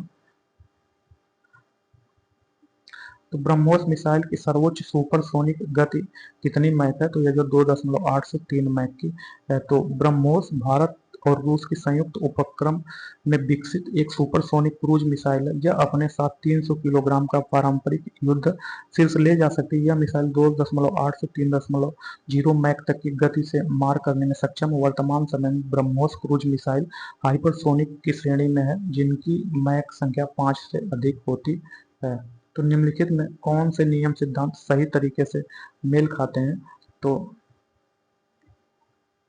जो हुंड ने रसायन शास्त्र में बहुलता का नियम प्रतिपादित किया, जिसके अनुसार इलेक्ट्रॉन तब युग्मित नहीं होते हैं जब तक कि रिक्ति कक्षक प्राप्य, अर्थात जब तक संभव हो इलेक्ट्रॉन अयुग्मित अवस्था में रहते हैं। तो इलेक्ट्रॉन अयुग्मित अवस्था में रहते हैं जब कोई रिक्त स्थान रहता है या खाली स्थान रहता है, तभी वह युग्मित अवस्था में होते हैं। तो एक साधारण लोलक की समय सीमा किस पर निर्भर करती है? तो एक साधारण लोलक की जो समय सीमा है वह लोलक की लंबाई पर निर्भर करती है। तो मान लीजिए टी है, T equal to 2 pi under root L upon G, यह जो फार्मूला होता है। तो यह जो है इसका जो समय सीमा यह लोलक की लंबाई पर तथा गुरुत्वाकर्षण तो सेम होता है, तो यह लोलक की लंबाई पर ही निर्भर करती है।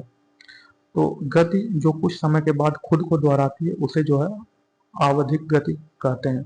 तो वह गति जिसमें कोई वस्तु अथवा लोलक एक निश्चित बिंदु पर एक निश्चित अंतराल अथवा पथ पर अपनी गति को दोहराता है उसे आवधिक गति या दोलनशील गति कहते हैं। तो एक व्यक्ति तुला की मदद से अपना वजन 600 न्यूटन मापता है। यदि वह व्यक्ति 500 मीटर प्रति सेकंड की गति से ऊपर जा रहे लिफ्ट में उसी तुला पर खड़ा हो जाए तो तुला में दर्शाया गया भार कितना होता? तो यह जो 600 न्यूटन के समान होगा। तो व्यक्ति का भार mg 600 न्यूटन होता है। त्वरण a0। तो न्यूटन के गति के द्वितीय नियमानुसार r minus M G equal to M A. Lift एक समान चाल से चल रही है।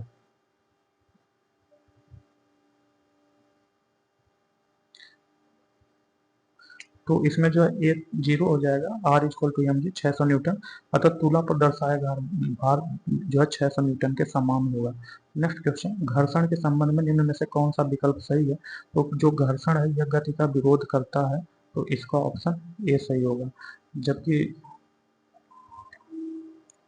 घर्षण एक प्रकार का प्रतिरोधक या अवरोधक बल है जब यह गतिमान वस्तु को पीछे ढकेलता है। तो जैसे आप कोई व्यक्ति चल रहा है तो उसके पैर आगे की तरफ बल लगा रहे हैं, जबकि घर्षण पीछे की तरफ बल लगा रहा है, तो उसी के प्रतिक्रिया स्वरूप गाड़ी चलती है या कोई भी व्यक्ति पैदल चलता है, तो वहां घर्षण बल पैदा होता है। यह बल गतिमान पदार्थ के विपरीत दिशा में लगता है। तो विसर्पी घर्षण होता है। तो विसर्पी घर्षण किसे कहते हैं?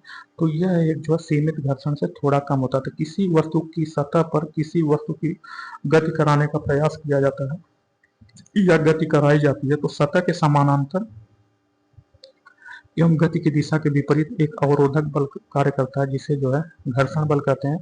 ये घर्षण बल 3 प्रकार के होते हैं: स्थैतिकी, सीमित घर्षण बल, विसर्पी या सर्पी घर्षण, जबकि लोटनिक घर्षण बल। लोटनिक घर्षण बल का मान सबसे कम एवं स्थैतिकी या सीमित घर्षण बल का मान सबसे अधिक होता है। विसर्पी घर्षण का मान सीमित घर्षण से कम तथा लोटनिक घर्षण से अधिक होता है। निम्नलिखित में किस भारतीय संस्थान ने नेविगेशन सैटेलाइट में इस्तेमाल होने वाली परमाणु घड़ी को विकसित किया है? तो यह जो भारतीय अंतरिक्ष अनुसंधान संगठन इसरो ने किया है। नेक्स्ट क्वेश्चन, भारतीय वैज्ञानिकों द्वारा खोजी गई आकाश गंगाओं के सुपर क्लस्टर का नाम क्या है? तो यह जो सरस्वती है। तो वर्ष 2017 में IUCA inter university centre for astronomy astrophysics Pune, भारतीय विज्ञान शिक्षा एवं अनुसंधान संस्थान पुणे, राष्ट्रीय प्रौद्योगिकी संस्थान जमशेदपुर तथा न्यूमेल कॉलेज केरल के वैज्ञानिकों ने आकाश गंगाओं के एक बड़े क्लस्टर की खोज की। उन्होंने इसे सरस्वती नाम दिया। तो CISR राष्ट्रीय एरोस्पेस प्रयोगशाला द्वारा नामक भारत के स्वदेशी हल्के परिवहन विमान का डिजाइन और विकास किया गया। तो यह जो है सारस नामक विमान का। तो इसका ऑप्शन बी सही है। तो इसरो का मुख्यालय कहाँ है? तो इसरो का मुख्यालय जो है बेंगलोर में स्थित है। तो इसरो भारतीय अंतरिक्ष अनुसंधान संगठन इसरो भारत का राष्ट्रीय अंतरिक्ष संस्थान है, जिसका मुख्यालय कर्नाटक प्रांत की राजधानी बेंगलुरु में है।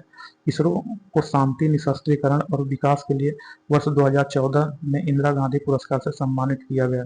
तो बार्क कहाँ स्थित है? तो जो बार्क है यह जो ट्राम्बे में स्थित है। इसका ऑप्शन बी सही है।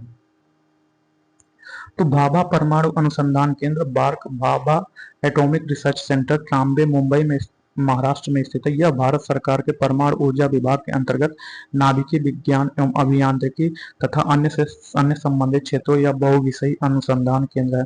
टेप रिकॉर्डर में टेप की चाल कितनी होती है? तो टेप रिकॉर्डर में टेप की चाल वो जो 4.76 सेंटीमीटर पर सेकंड होती है। तो अलग अलग टेप रिकॉर्डर में टेप की चाल अलग अलग होती है।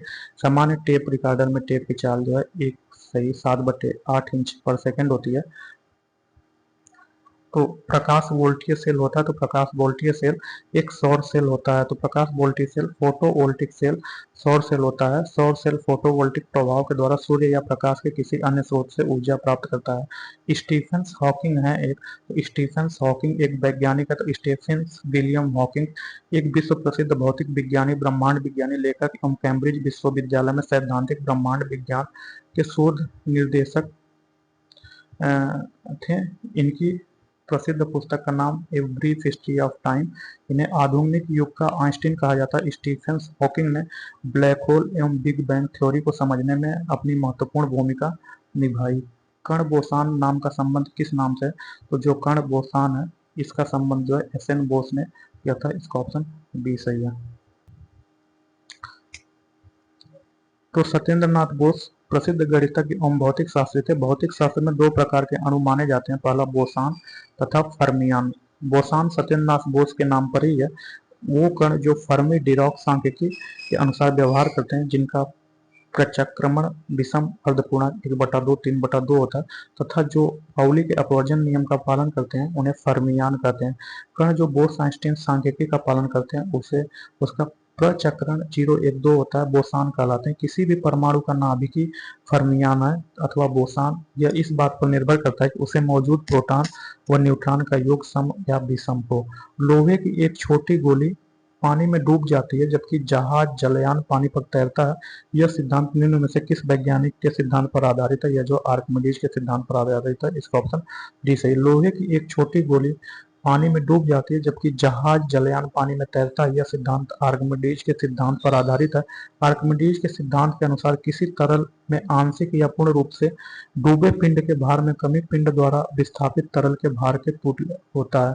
तो विद्युत चुंबक किससे तैयार होता है? तो जो विद्युत चुंबक है वह नरम लोहा से तैयार होता है। तो एक विद्युत चुंबक को एक नरम लोहे की कोर के चारों ओर या तो परिनालिका के आकार में यू आकार में विद्युत रोधी तांबे की तार को लपेटकर उसमें विद्युत धारा प्रवाहित करके बनाया जाता है। निम्नलिखित में कौन सी युक्ति विभिन्न उपकरणों को श्रेणी क्रम में जोड़ने में काम आती है? तो यह जो है स्विच। तो स्विच का उपयोग उपकरणों को श्रेणी क्रम में जोड़ने में काम आता है।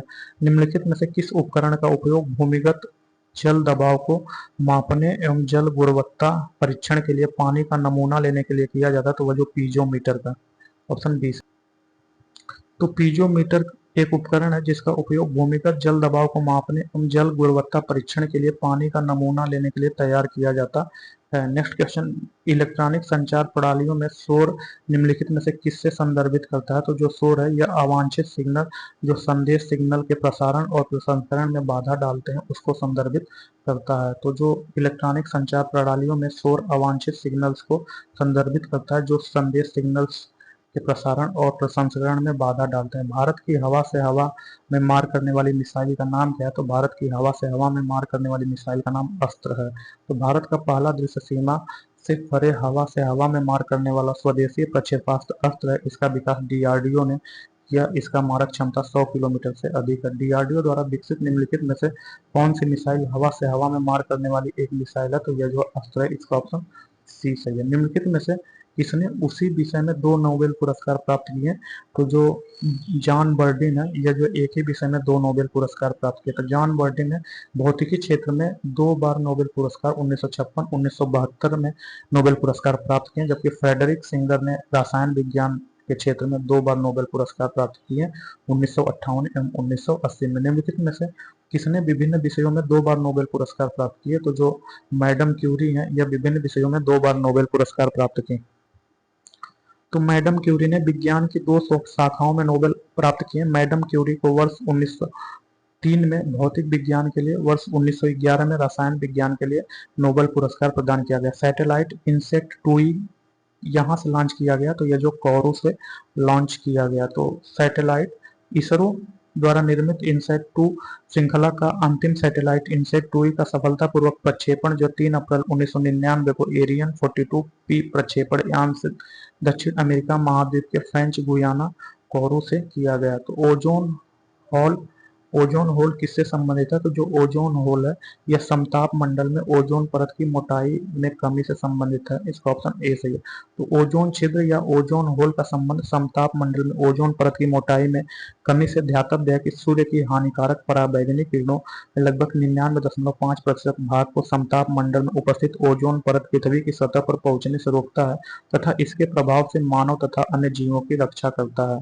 तो स्टीयरिंग में फ्री प्ले किस कारण आती है? तो जो स्टीयरिंग है इसमें फ्री प्ले जो है स्टीयरिंग के ढीले होने के कारण आती है। इसका ऑप्शन ए सही है। तो स्टीयरिंग में फ्री प्ले स्टीयरिंग के ढीले होने या व्हील बियरिंग को ठीक से फिट न होने के कारण होती है। किसी बस की चाल बढ़ने पर रोशनी का बढ़ना यह किस स्थिति को दर्शाता है? तो यह जो है कमजोर बैटरी को दर्शाता है। तो बैटरी के कम चार्ज होने या कमजोर होने के कारण गाड़ी की रोशनी कम होती है। गाड़ी की गति बढ़ाने पर बैटरी से जुड़ा डायनामो अधिक विद्युत आपूर्ति करता है, जिससे संबद्ध बल्ब की रोशनी बढ़ जाती है। तो दोस्तों यहाँ भौतिक विज्ञान समाप्त हुआ। अब जो है रसायन विज्ञान है, जिसमें प्रारंभिक रसायन परमाणु संरचना है। तो इसको नेक्स्ट क्लास में देखेंगे। Okay, thank you, bye.